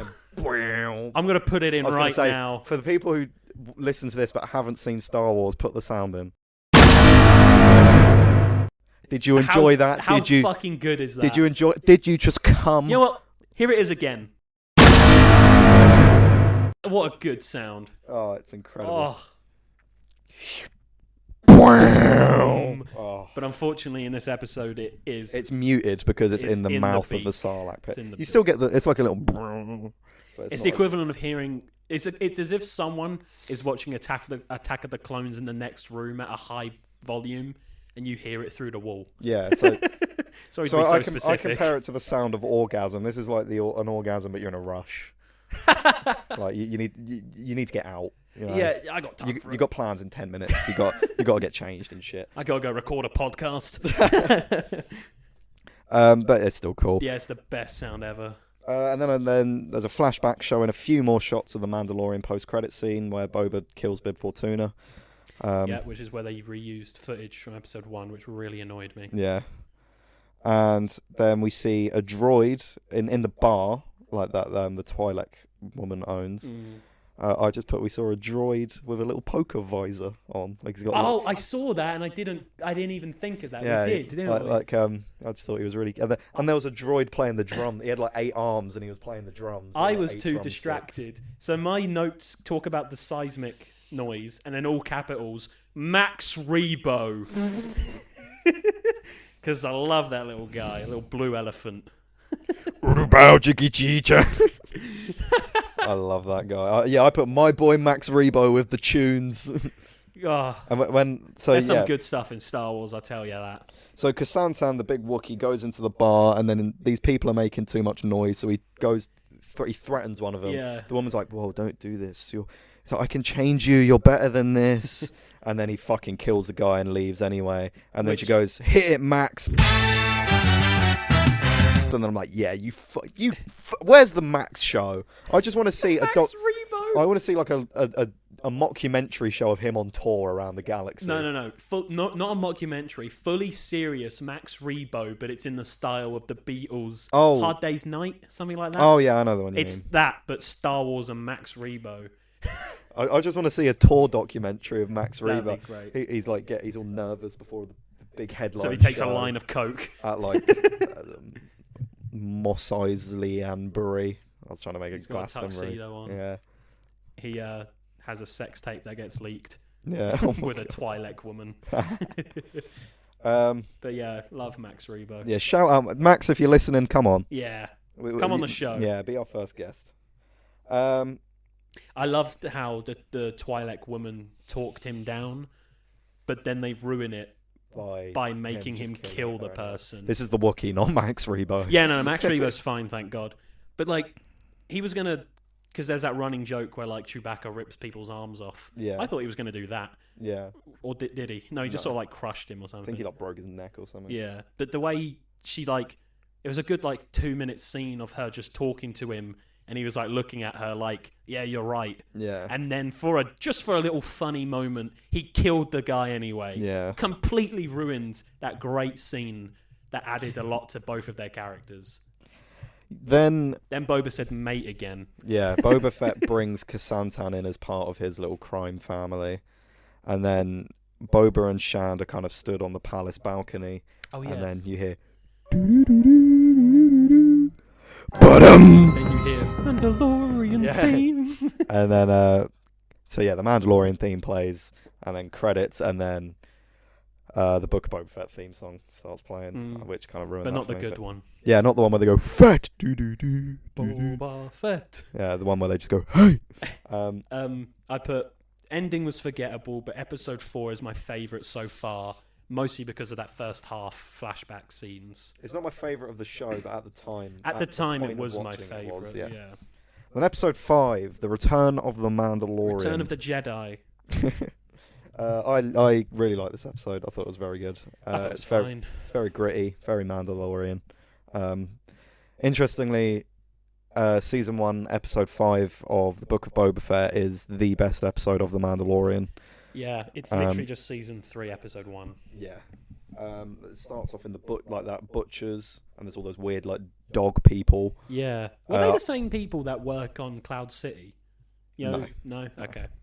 No, they're completely different, Jack. I'm sorry, I'm a Star Wars racist.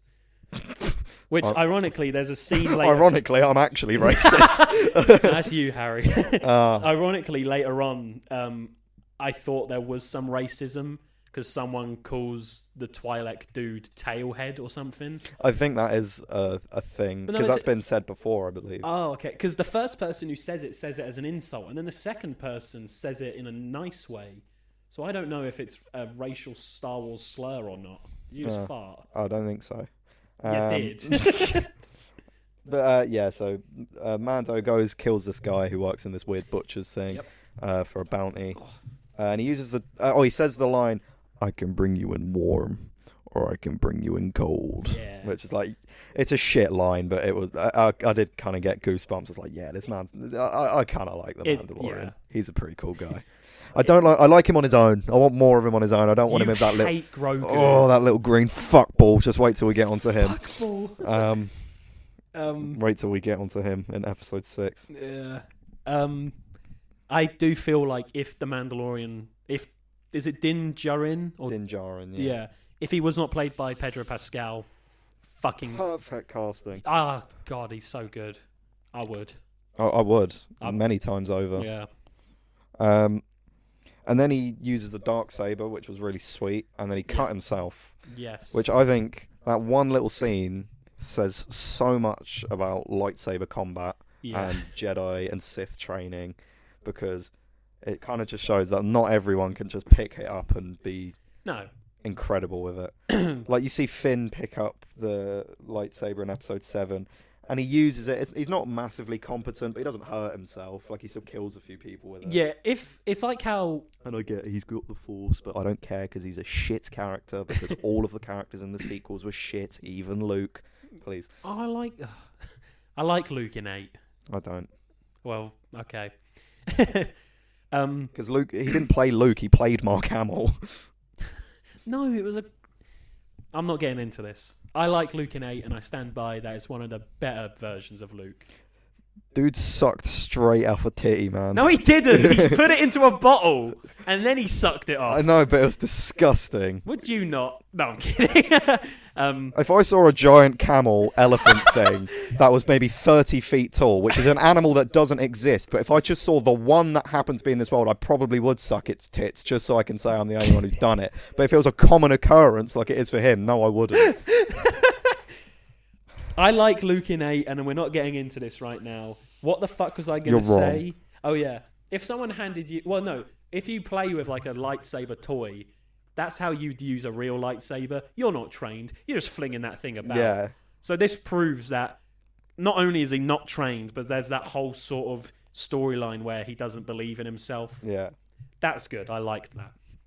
And the way he cut himself, fucking hell, he's injured, isn't he? Yeah, it was huge. Oh, no wonder he didn't just cut his leg off. Yeah. So he takes the bounty to this city that is just a fucking rip-off of the Halo from Halo. Yeah, It's just a big old ring, like the planet. It's from literally Halo. It's just Halo. It's not even an homage to Halo. It is It Halo. fucking is Halo. Star Wars did Halo before Paramount did. Yeah. He decapitates that guy, doesn't he? Yeah. He has he his just head goes in the bag. That's fucking... And then there was this one-shot scene that was about 2 minutes long. One take. Yeah. Well, all right. No, it's just one shot. Never mind. Fucking one. Shut up, photography student. One shot in your balls, and then you can't come anymore. One shot. Do not miss your chance to blow. This opportunity comes once in a lifetime, yo. A completely different song. You better lose yourself in the music. After this week, I am fucking losing it. Oh, God, don't. I don't want to talk about that anymore because you're being smug. No, I'm not. I put the visual effects look pretty good in this episode. CGI wasn't as bad as it has been in the other episodes. Yeah. It's still not great, but compared to the others, it looks good. And then we see the armorer and that other big beefy Mandalorian. Who is voiced by Jon Favreau, Luca made me aware of. I didn't know that. Because that character, his father, is in the Clone Wars, also voiced by Jon Favreau. Also didn't know that because I didn't watch Clone Wars because it's a kids show. I've forgotten his name now. But Jon Favreau, Jack. No, it's like Dex something, isn't it? Or am I thinking of something else? Dexter. I was thinking of the Dexter show, my bad. But yeah, straight away, this guy, you can tell this guy wants the Darksaber. Oh, he's big shit, yeah. And then they're trying to rebuild their little covert, like the Mandalorian covert. And then it doesn't really go well because the armorer melts down the Beskar spear. And makes a chainmail vest. Yeah, she makes mithril for... Mithril? Yeah, the armor from Lord of the Rings. Oh, okay. It looks exactly the same. Oh. I think someone behind the scenes said it was meant to be a reference. Fair enough. Yeah, and then... Okay. And then... That's a hiccup. The armorer kind of talks about what happened on Mandalore, and we see live-action Mandalore. That was the Siege Siege of Mandalore, I believe. I think it was just... it was just a Mandalore. It was just Mandalore. I don't think that was the Siege of Mandalore. I think that was a little bit after when the Empire were more fully fleshed out. Okay. Because you see like TIE bombers and stuff. Right. The only thing I know of Star Wars, like Mandalore, people are like... It's where it comes out that Jack's never seen Star Wars before. The only thing I know about Star Wars is, that live long and prosper. Oh, I'm familiar. Yeah. That's going to piss someone off so badly. No, but people were like, "Oh, the Siege of Mandalore is everywhere I fucking go when people talk about Star Wars." So I just assumed they did it. Yeah. But if not, fair enough. I think the Siege of Mandalore was a civil war between the two Mandalorian, the main Mandalorian factions. I think. Thought it was just... Again, I haven't seen it because it's a kids' show. I thought Siege of Mandalore was... Remember that time they destroyed Mandalore? Oh, right. It's like... I can't remember what it's called now. You know what Hawkeye and Black Widow say to each other all the time? Like Budapest? Yeah, right. But you never actually know what it is. Oh, right. Yeah. That's what it is for me because, again, you haven't kids' show. Yeah. There might be I'm only saying that to wind Luca up. Yeah. Oh, Luca, you love your little Star Wars. Oh, little kids' show. Big baby. Oh, you're tired. With your laser swords. Live long and prosper. With dark faith, Vader. But yeah, you see the bombers blow up Mandalore, which is cool because TIE bombers are the coolest ship in Star Wars. And then the spear gets forged into fucking mithril for Grogu. I put forging scenes are always badass. Oh yeah, just the way they're shot is very cool. It's like in Iron Man 1 where he makes the armor. Oh yeah, I know what you mean. In a cave of a box of scraps. In a cave with a box of dildos. That guy, Din or Jin, the Mandalorian. Yeah, Din Djarin, I say. Din fights Vizsla for the Darksaber, so it's something Vizsla is the character's name. Yeah. Yeah, so they fight, and it's a pretty shit fight because he doesn't use it well. Yeah, and then... Which is the point, of course. The armorer's like, have you ever taken your helmet off outside? And then the Mandalorian's like, yes, a few times. And he's like, I thought he doesn't say anything. Yeah, well, he didn't fucking say it like that, did he? That's the point. Have you ever removed your helmet? Yeah. Yes, a few times. And then she's like, oh, well, you can't be part of our club anymore. Yes, you are no longer a Mandalorian. We need your badge back. And then... and in your badge and your gun. Yeah, and then he's not a Mandalorian anymore, so they're going to call Season 3 The Guy. The guy in a suit. The Guy Season 3. Iron Man 4. The Guy Season 3. And then you Free see... Guy 2. Then you see a BD unit from... Oh, yes, from Fallen Order. Fallen Order, which is really cool. He does a little dance. Which I honestly thought was just going to be, hey, Cal Kestis is here, which he isn't. No, would have been cool if he was. Would have been better than some of the cameos, fucking hell. Yeah.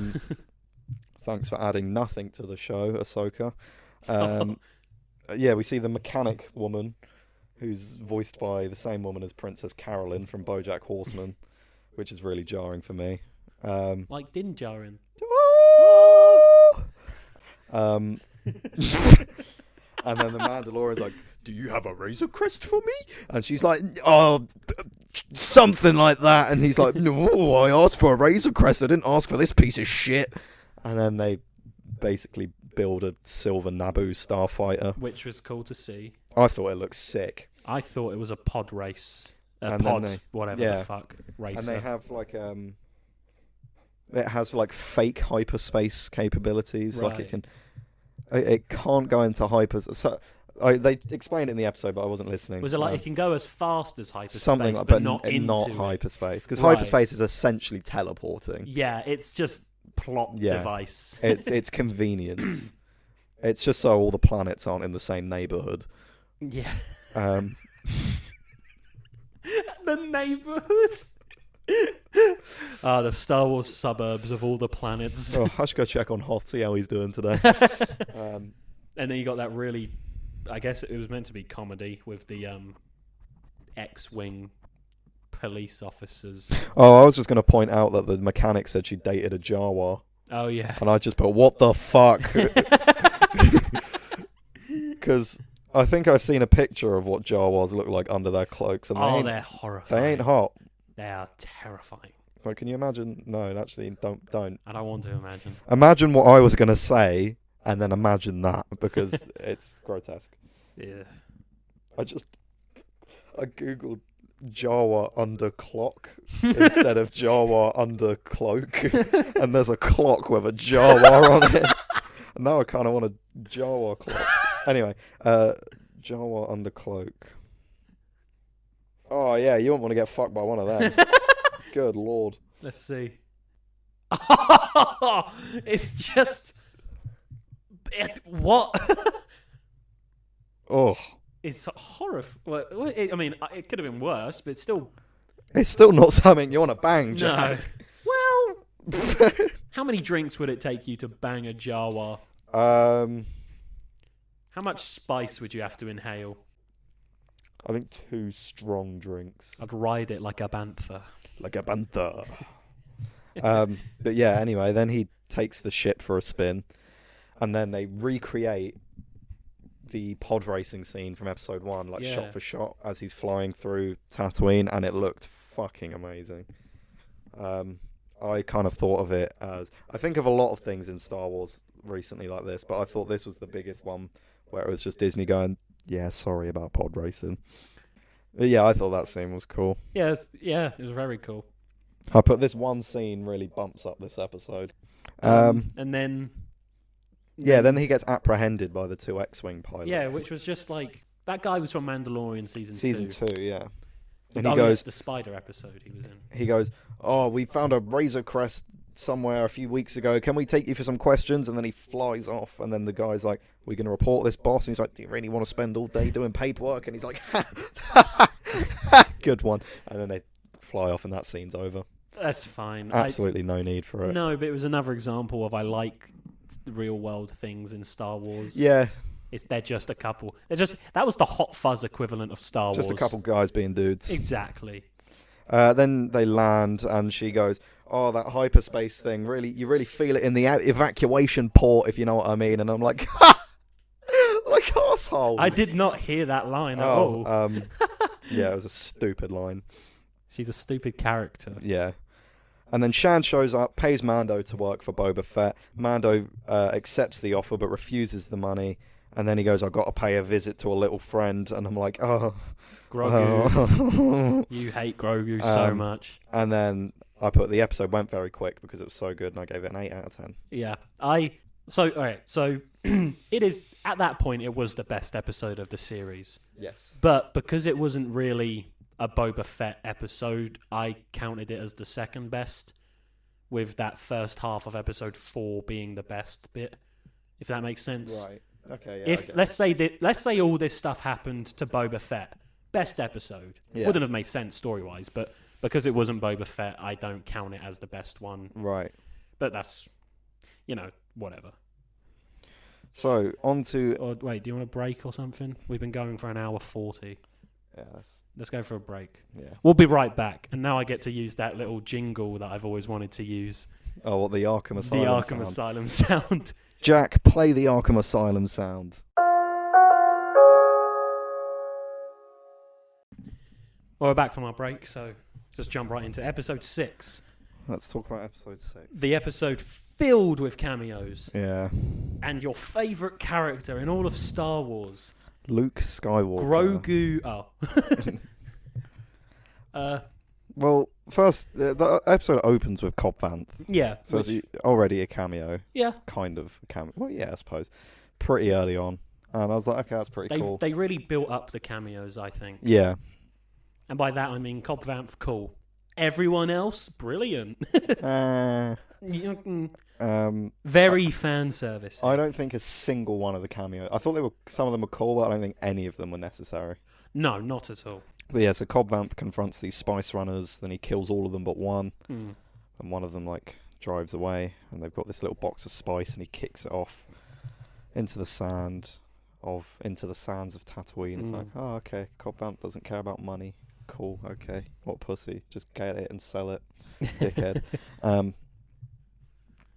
yeah, then we see Mando arrive to an unnamed planet. Yeah. To which he is greeted by everyone's favourite little droid. R2-D2. Yes. I was trying to think of a dumb, funny droid, but I couldn't think of one. But that one... He was greeted by that one R2 unit, or R4 unit, who can use the Force. Who then blew himself up in A New Hope. I put R2-D2, what a trooper. Yeah, I like R2-D2. I love cool. R2-D2. He's such a petty little bitch, but I love him. Yeah. I just, for my note, I just put R2 3 exclamation marks. Because I was like, I know what that means. And then there's the R2's like, Beep boop babu. no, the Mandalorian's like, yo, where the fuck's Grogu? And then R2's like, oh, come with me, dude. And then I put... It's weird that he could talk now. Yeah. He's voiced by me. I don't even remember doing it. I thought there was like a little Force tease, because you see like a big rock start floating, and then it's one of the androids. Yes, I know exactly what you mean. Oh, they... because obviously that was the first time. My phone just died. Shit, my notes. So I was like, oh, is that them being like straight away getting to Grogu and Luke? But it was this big ant droid, which, by the way, I thought they looked really cool. They looked like those dog robots from that one company. Is it? Oh, the Boston Dynamics robots. Yes. Yeah, I know what you mean. Which they might be then. Maybe in like a Star Wars design. But that was cool.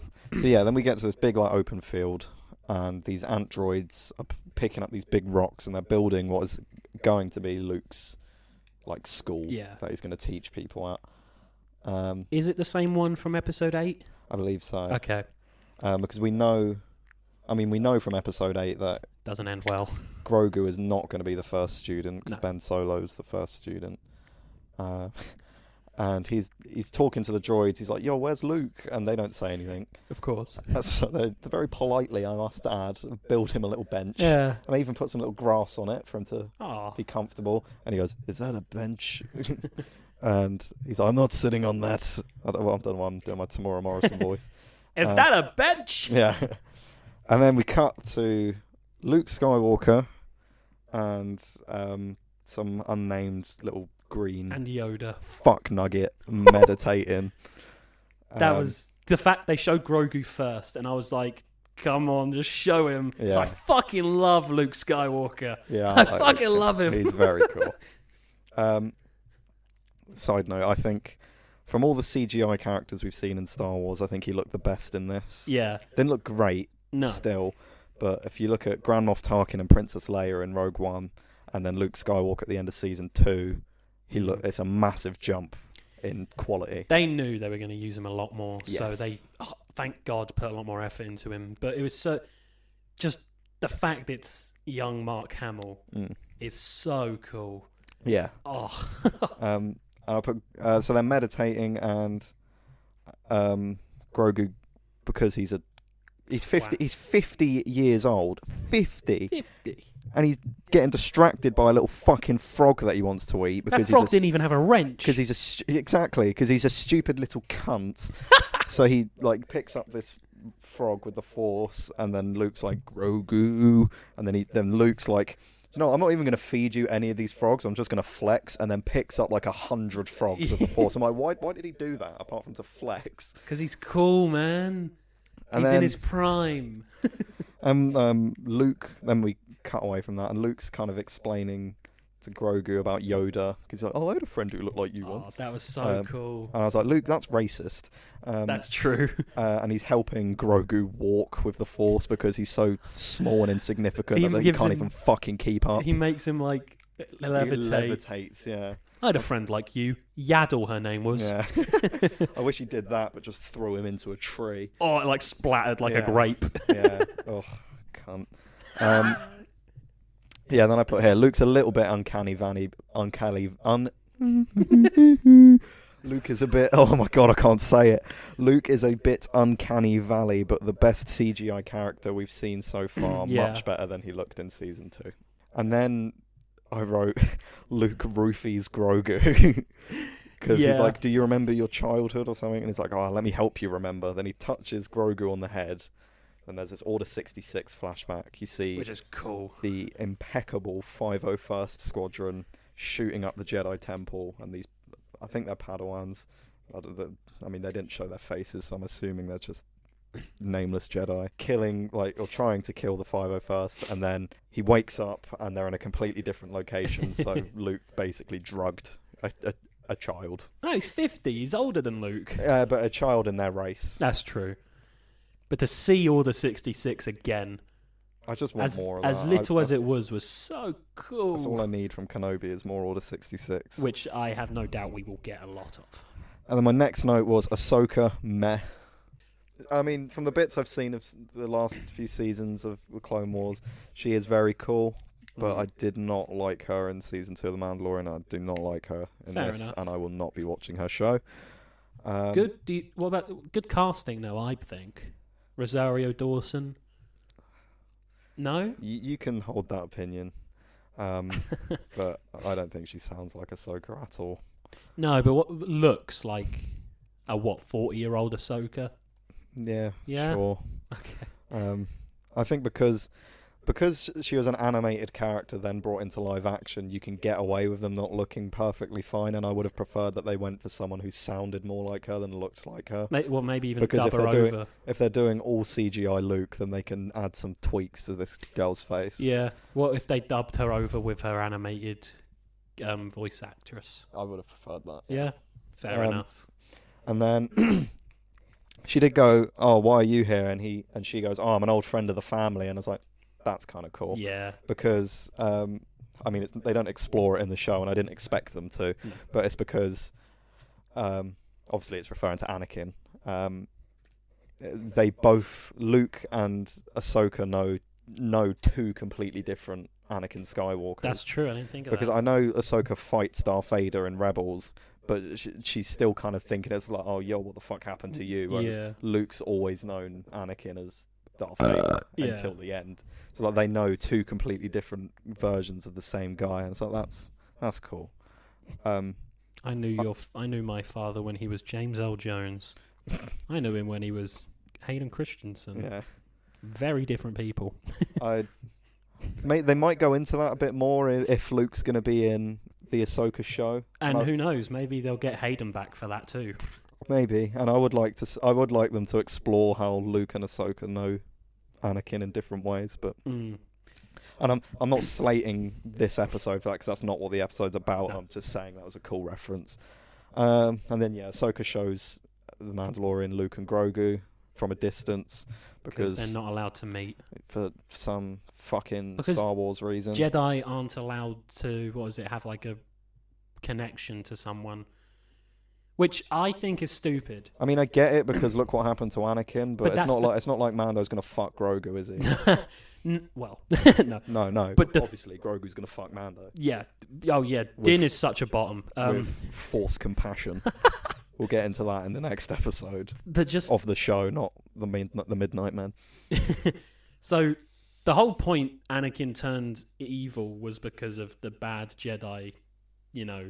Must not show love and affection. Yeah, basically he just didn't do anything they told him to do. That's true, but would it not have been cool if they let Mando see Grogu because they learnt from that?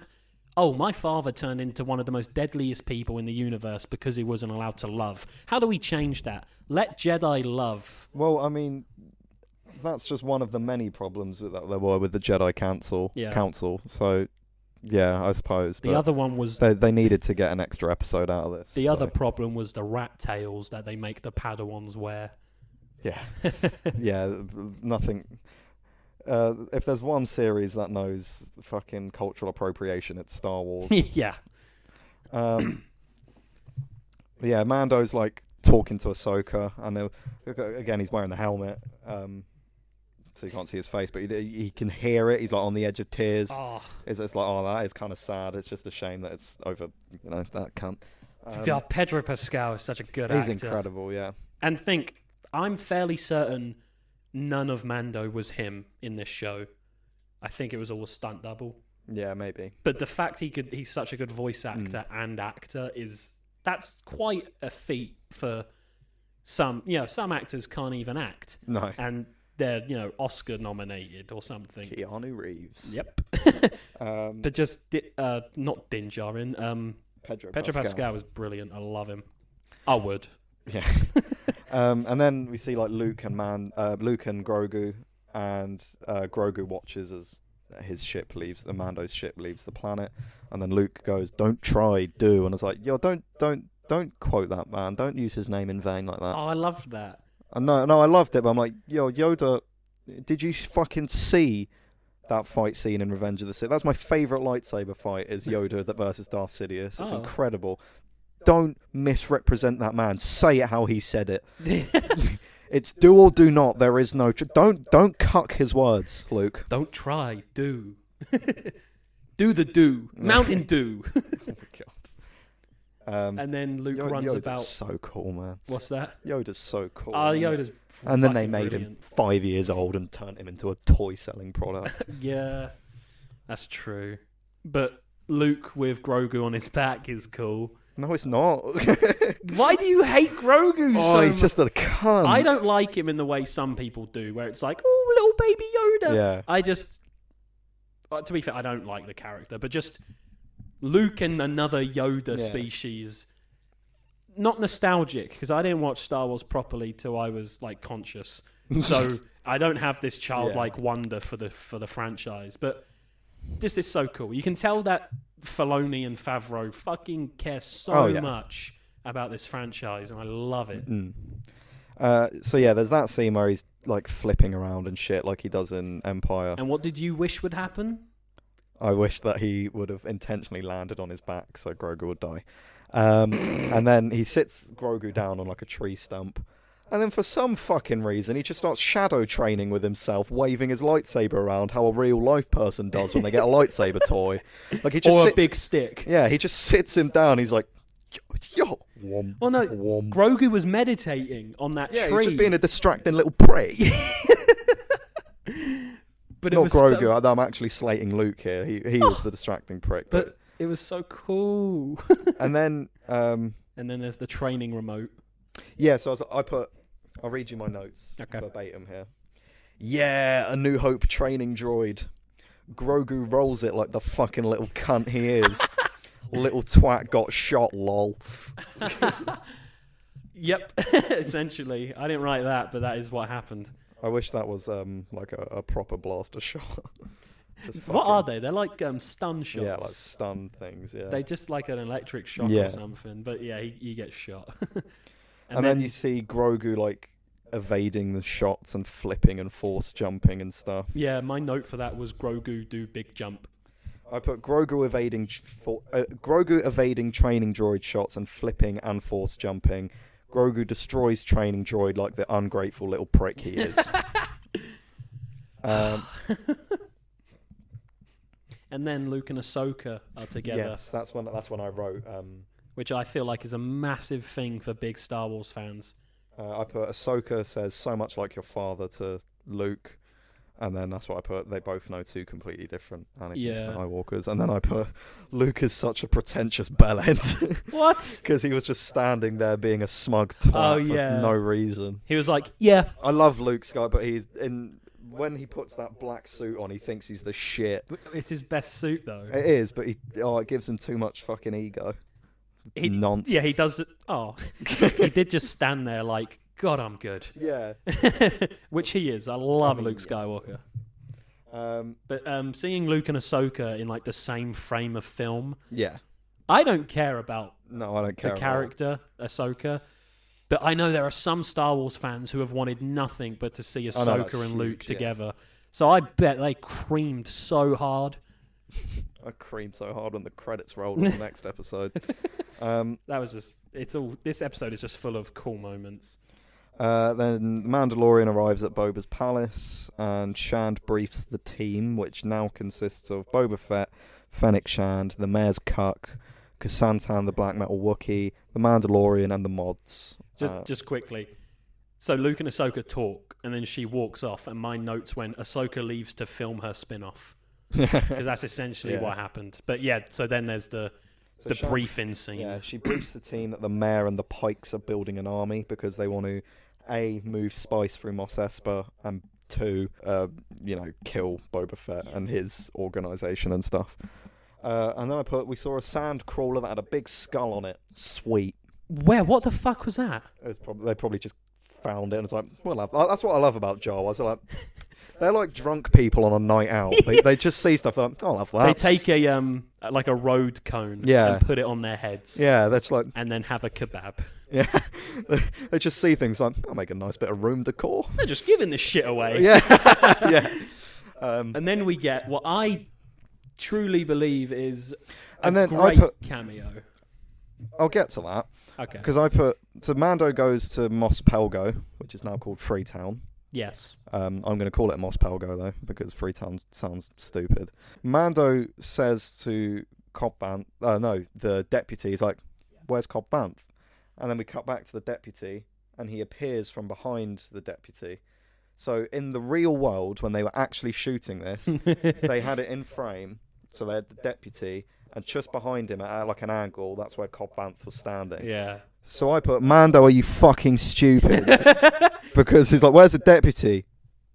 He's there, you fucking idiot. To be fair, where's Cobb Vanth? He's like, he's there, you fucking loser. To be fair, he's got to see through that little visor of his helmet. Oh, fucking hell, the amount he took that thing off in season 2, I don't know why he just didn't do it then. Must have been boiling. So he goes to Cobb Vanth and he's like, right, we need you to come to Mos Espa and, help kill the Pikes because they're being bad and you don't like spice and we don't like spice. No, do you fucking cringe. Oh, fuck you. No, but... So this is ironically. I want to read you my note for what I said in a minute. Ironically, this is another character that I do not give a shit about, but he was like the first non-movie character I learned about as a kid. So you see this figure. I put, someone's in the distance. Sure hope he's not blue. Really? And then my next note was, fuck, he was blue.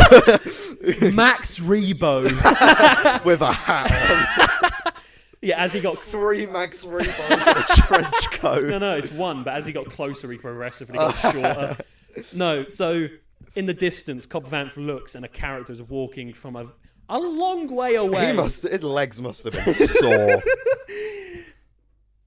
That was the chair, and I didn't fart. I didn't fart. I would have owned up if I farted. Yeah, true. I know you too well.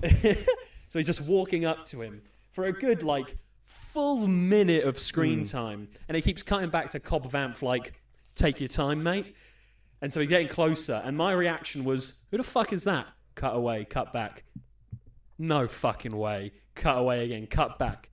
Is that Cad Bane? Yeah. I put Cad fucking Bane, man, come on, that is sick. And then they have that very Western kind of Hanu face off it does. He's got the hat covering his eyes, but you can still tell.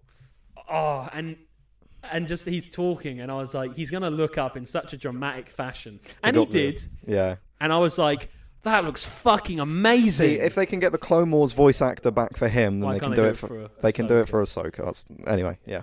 But yeah, he just looks up, and I was like, that is fucking brilliant. He looked perfect. I don't fucking care. He looked perfect. That was incredible. I love how he looks. He looks amazing. And he has that cool line where he's like, Boba Fett is a cold-blooded killer. Yeah. And it's like, God, you're a prick. Fucking, you look so cool.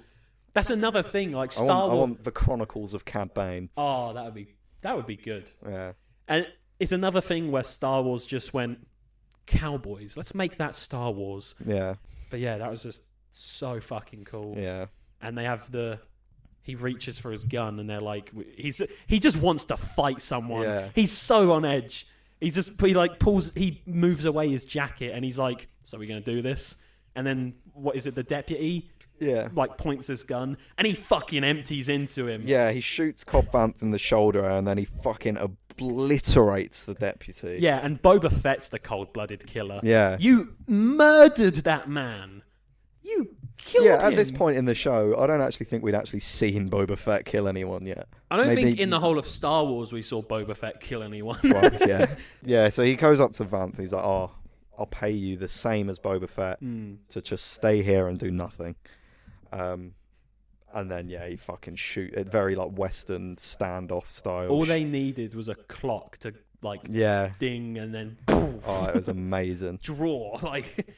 My notes for that is Cad Bane meets Vanth, shoots him, name drops the Syndicate, doesn't elaborate, leaves.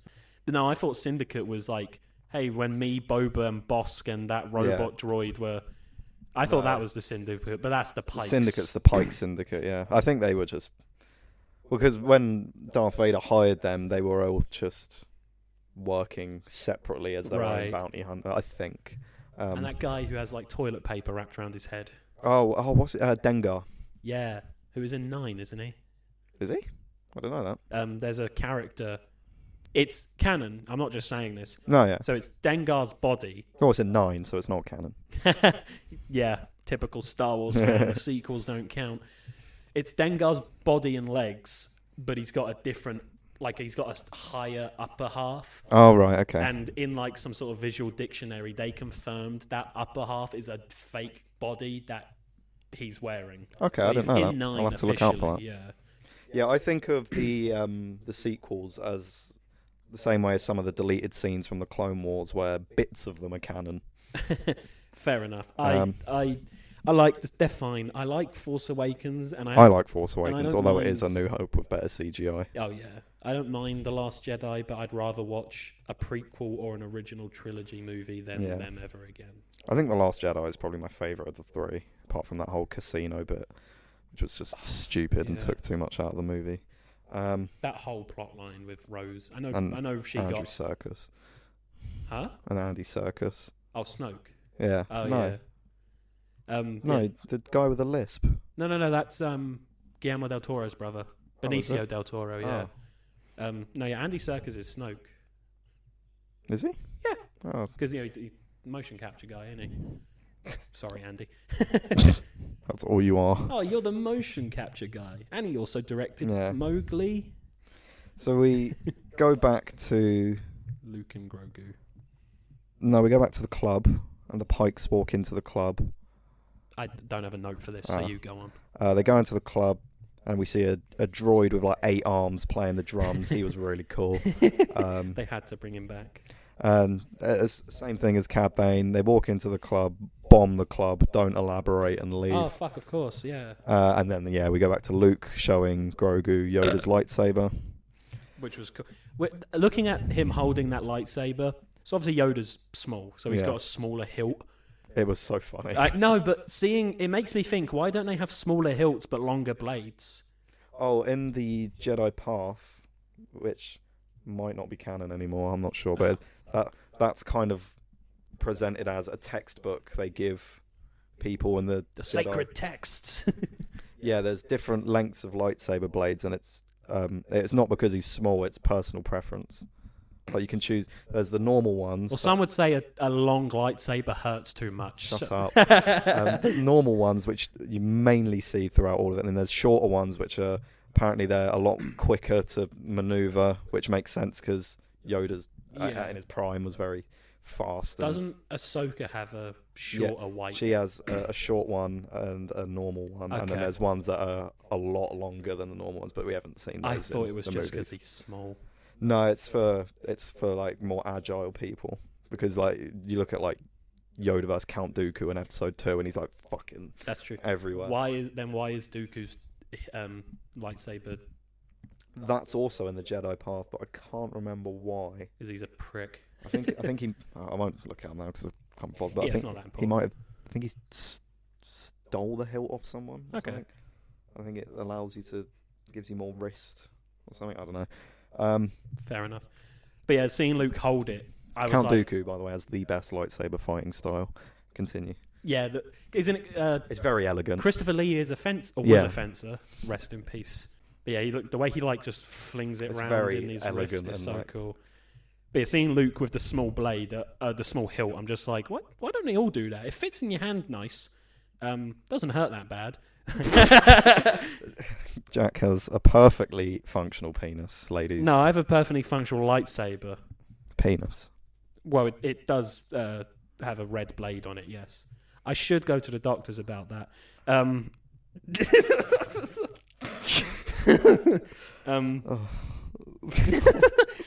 But yeah, so I'm just...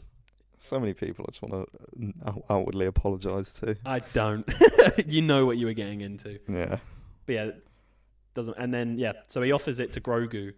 He can either take the mithril, the armor, and be with Mando, or he can take the lightsaber and be his first student. And I put, for some fucking reason, give him the armor and the lightsaber. If he chooses to stay at the academy, give him both. Yeah. Fucker can't get shot and he's got a cool laser stick. That's true. And I put, we know that Ben Solo is meant to be the first student, so he's obviously not going to choose the armor. But I think that was a good episode. A lot of fan service. I gave it a 9. I put episode I put episode would be an 8, but Cad Bane bumps it up to a 9. I don't think it is perfect Star Wars, so it's not 10. Did feel slow at parts, but second half was a breeze. I thought that episode was the series finale, so I thought decent finale. Yeah, it would have been better. So when finale. he offers Grogu the choice, I thought, man, what a cliffhanger. Then I went onto Instagram and saw next week is the finale, and I thought, so that wasn't the end. I have 7 episodes is such a weird number. It's 6 or 8 or 10. You know, it's got to go up in 2s, but yeah. So I wrote down okay finale, good episode, but then I realised it was not the finale, so I just put good episode instead. My first note for episode 7, all capitals. Boba Fett is in this, which I know is a very common joke for this show right now. But yeah, see, the joke's very funny, but it's sad. It's very over exaggerated. It's also sad that he's barely in his own show at points. But he's not though. No, he's in it a lot. He's in it a lot. That's what I'm saying. He's in it a lot. Just the fact that people don't like his episodes. Yeah. I mean, yeah. So we open with the club that got bombed, and Boba Fett goes, "We are at war." And I'm like, okay, cool. You both have armies of like 25 people. It's going to be a long war. So Mando comes in. He tells Boba that Vanth will agree to work with him, even though the fucker got smoked by Cad Bane. Or did he? Wait till the end of this episode to find out, because actually we don't even know. Yeah, that scene. Well, he's obviously alive if he's in the back. That scene might have ended with him on like a life support that just cut to credits, but in the episode just beep, fucking. My second note says Cad Bane again, but I don't remember him showing up that early. No, he shows up about 15 minutes in. So I missed 15 minutes. Okay, well, I'll carry on then. That's how forgettable this show is to me. I'm watching it and I don't even know what to write down. Go on. Oh, no, he might have showed up early, because my fourth note is Cad Bane. Oh. As I said earlier, the biker girl. Really didn't like her in this episode, and I'll tell you why, because I have a note a little bit later on. That's a joke that I pre-wrote. Boba Fett's like, we're at war. We should go to the palace. We'll be safe there. And out of fucking nowhere, she suddenly cares about the well-being of everyone in Mos Espa, and she's like, if you want to go behind your palace and hide behind your walls, then you do that, but we're staying here. And I'm like, where the fuck did this character arc come from? But yeah, then Cad Bane shown. So I put more Cad Bane, no complaints here. Yep, it's so cool. He's working for the mayor and the syndicate, as we established. So the X-Wing arrives at Mos Eisley, and the woman's like, yo, what the fuck? R2-D2's there. I put, damn, Luke just sent R2 to fuck Grogu off. What a Chad. Because the X-Wing opens and it's just Grogu, and he's wearing his little mithril. It's like, oh, he picked the silly ending. Okay, good. The silly ending. Yeah. Boba's team is spotted around Mos Espa, and they're looking around for Pike reinforcements. There's like Kasantan watching. Kasantan Dave. I can't remember where. I think Santan was near the spaceport. The mods were kind of just driving around being public nuisances, and the Gamorrean guards were being useless. Boba Fett and Cad Bane have a standoff, which was kind of cool, I suppose. And Boba Fett says something to Cad Bane like, "Oh, you're a let's say it's like, oh, you're a cold-hearted killer, Cad Bane." And then he says the Star Wars version of, if that's not the pot calling the kettle black. Oh, yeah. He goes, if that's not the quackler calling the stifling slimy. I'm like, that is the best writing in all of Star Wars. That's so stupid. Oh, I loved it, though. It was great, so funny. but it's so dumb. It wasn't meant to be funny, but because Cad Bane was smirking as he said it. He was like, yeah, this is for all you Earth Watchers at home. This will really get them. Because it's like, oh, yeah, that's a human phrase, and he made it nerdy. So I'm gonna use that in my day-to-day life now. He goes, if that's not the quackler calling the stifling slimy, and it's like, that is the best line in this fucking series. So then Cad Bane tells Fett that he shot, or he reckons he killed Cobb Vanth. Yeah. And he's like, oh no. Which I thought was a good, another tension-filled. Yeah, it was a good interaction between those two. they make it seem as if all of Boba's team are killed, but they only kill those Gamorrean guards. Yeah. And they just beat up the others. And Cad Bane says that the Syndicates actually killed his Tusken Raider gang, and then they framed the Speeder Bike gang. Yeah. It wasn't actually the Speeder Bike gang. And then Shan's like trying to talk Fett out of fighting, and I don't know why, he could easily win. Yeah. Anyway, which we fucking see later in the episode. Yeah. And then suddenly all the civilians of Mos Espa that the mods cared so much about and decided not to go to the palace for, just suddenly whip out guns, and it's like London has fallen, just start fucking shooting at our group of heroes. Yeah. Which was, I don't even know, that was stupid. It was like, they got the whole town in on it? Yeah. But what the fuck? How? The Gamorrean guards get killed, they get pushed off a cliff. Which was stupid. And Shan fucks off to Mos Eisley for a little bit. We'll come back to her later. I put Shan's gun sounds cool. I don't. Sound design in Star Wars is always pretty cool. Yeah, that's yeah. And then we see like Mando. He's still he's no longer technically a Mandalorian now. He's been banished, but he says something, and then he goes, "This is the way." And then Boba Fett's like, yeah, and he holds up his little pistol. Yeah, he's like, "You stand by all that Creed rubbish," and he's like, "I do." And then he's like, "Good." And it's just like, he cares so much about being a Mandalorian. And then they have a really cool fight. Not together again. They double team an army. Yeah. I also put before then, when the mayor's cuck goes out with the tablet, I present the following offer. Nothing. But he didn't read it beforehand. Yeah. He's like, finally, some peace. Anyway, so Boba says, fuck. Cad Bane, you blue kind guy. But yeah, then Boba and Mando fucking jetpack out of the building. They fucking And it doesn't look stupid for shit. once. No, it looks incredible, I think.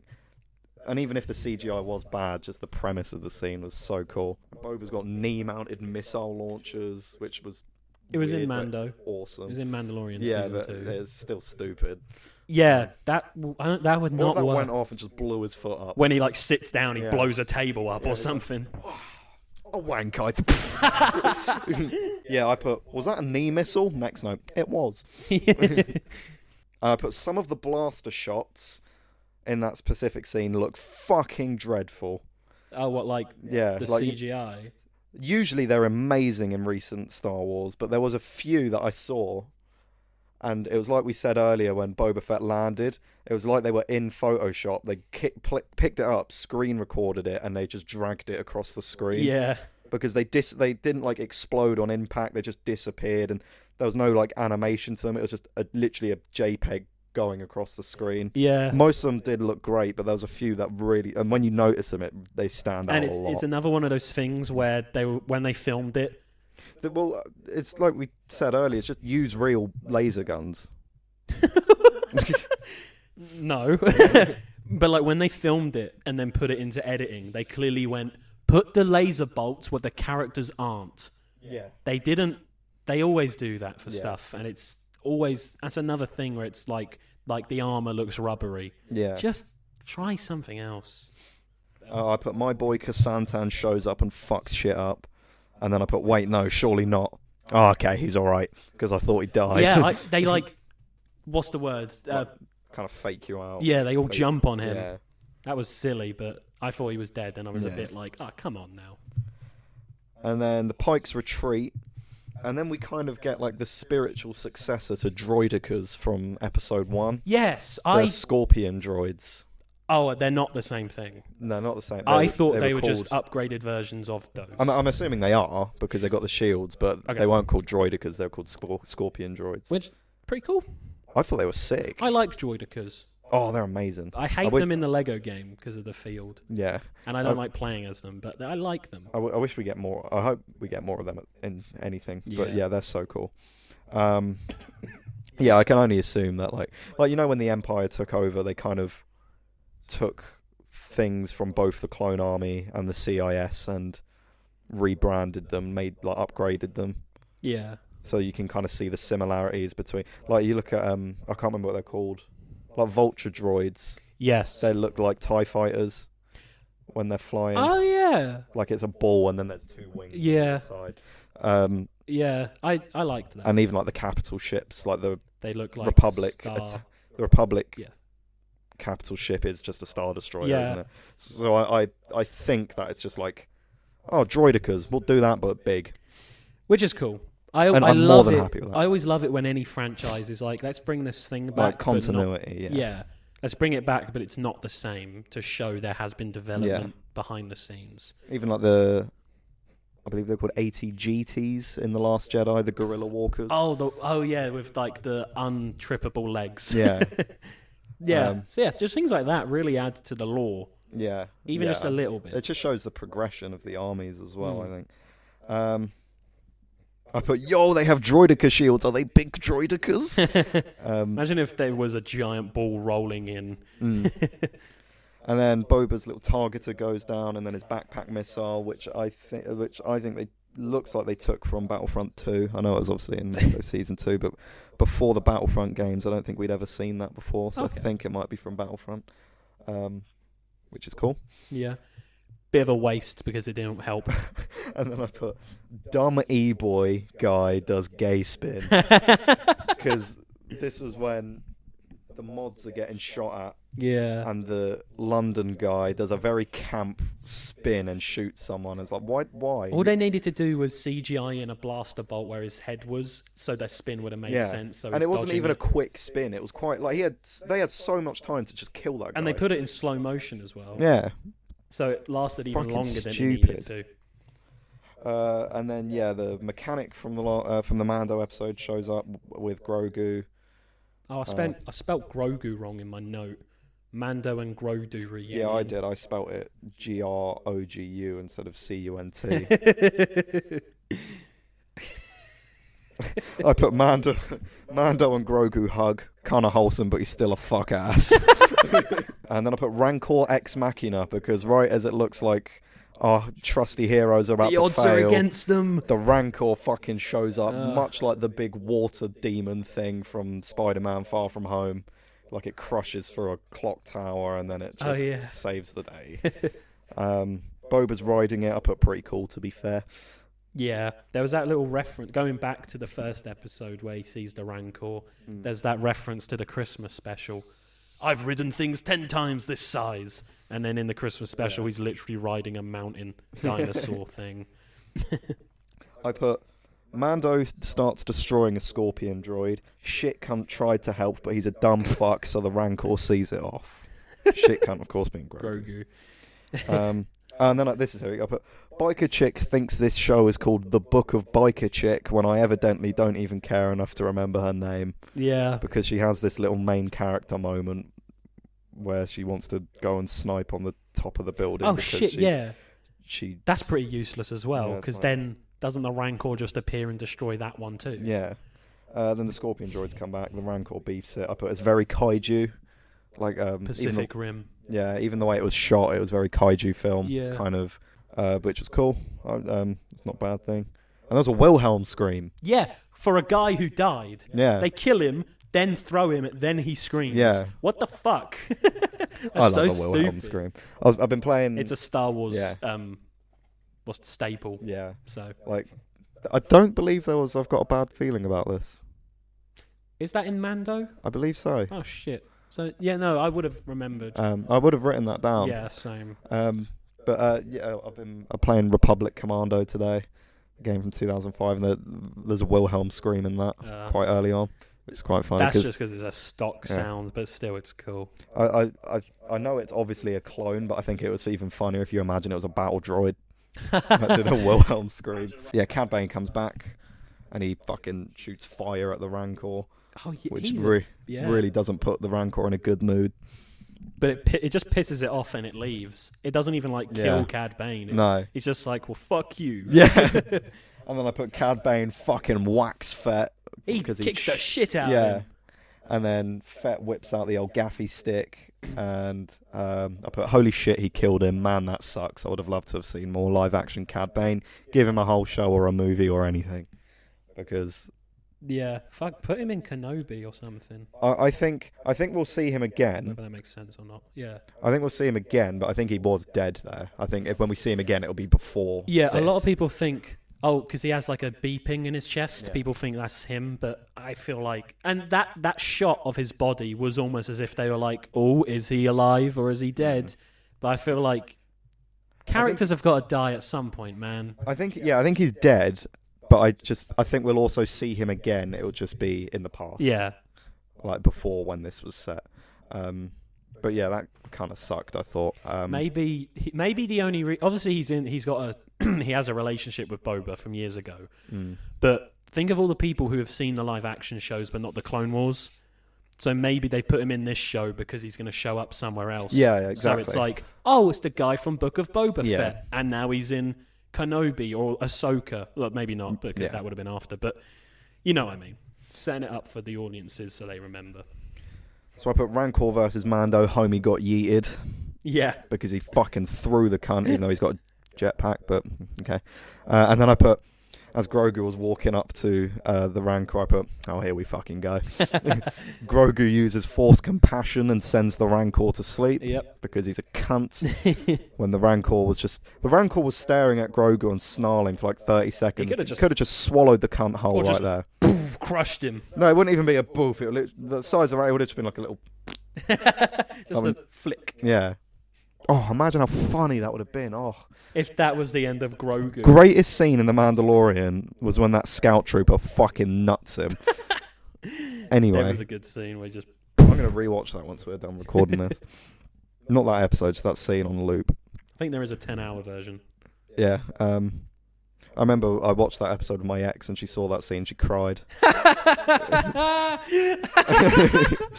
Oh, boy.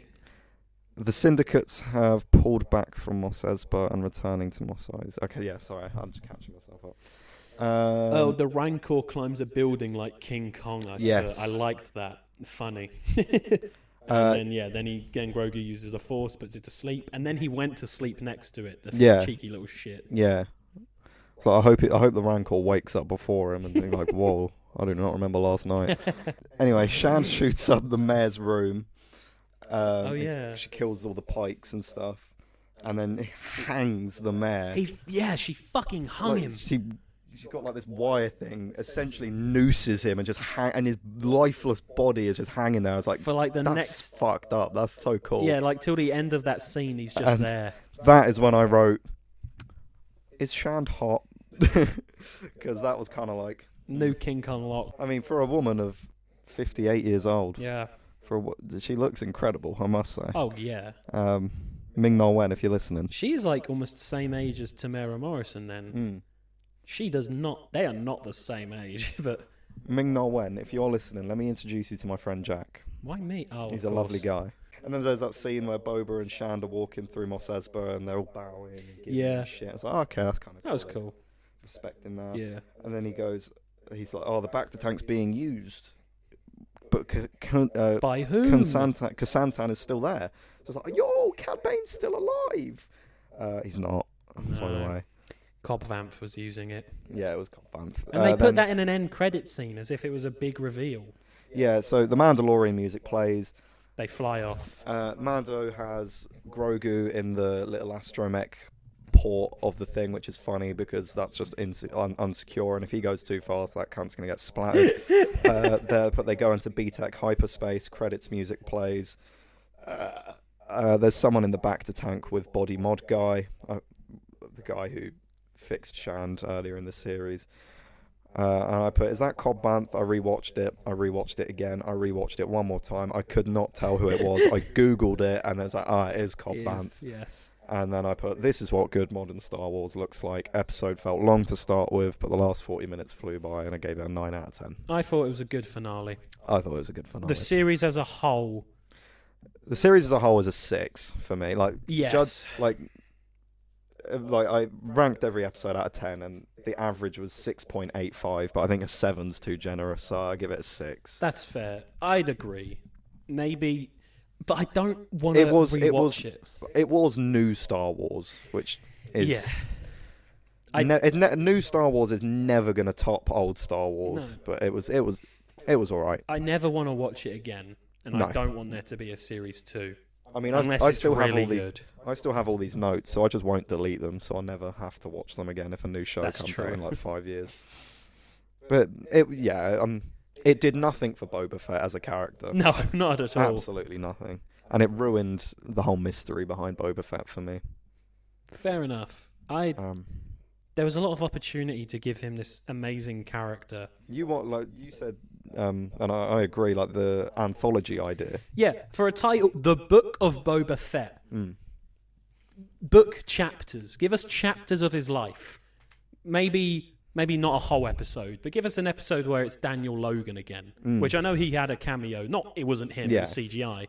But give us more of young Boba. You've got Tamara Morrison. Make him play Django again. Yeah. I know he doesn't look the same, really, but Well, yeah. But still, give us that. Then give us too much backstory will have ruined it. Maybe give us his first bounty. Maybe. Well, that's what I would have liked. Just every episode is just a different bounty. Do the unfinished Clone Wars scene where he fights Cad Bane, or there's that one comic where Django and young Boba, Django sends Boba to fight a blue dragon. Oh, Put I think that I know in a what you scene mean. in a I show. haven't read it, but I think I know the one you mean. Yeah, do that. Give us something. It didn't need cool. to be serialized, like where every episode's a direct continuation from the next. Yeah, But it was. there There was so many different ways they could have taken this. Yeah.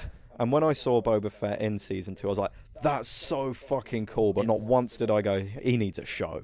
No.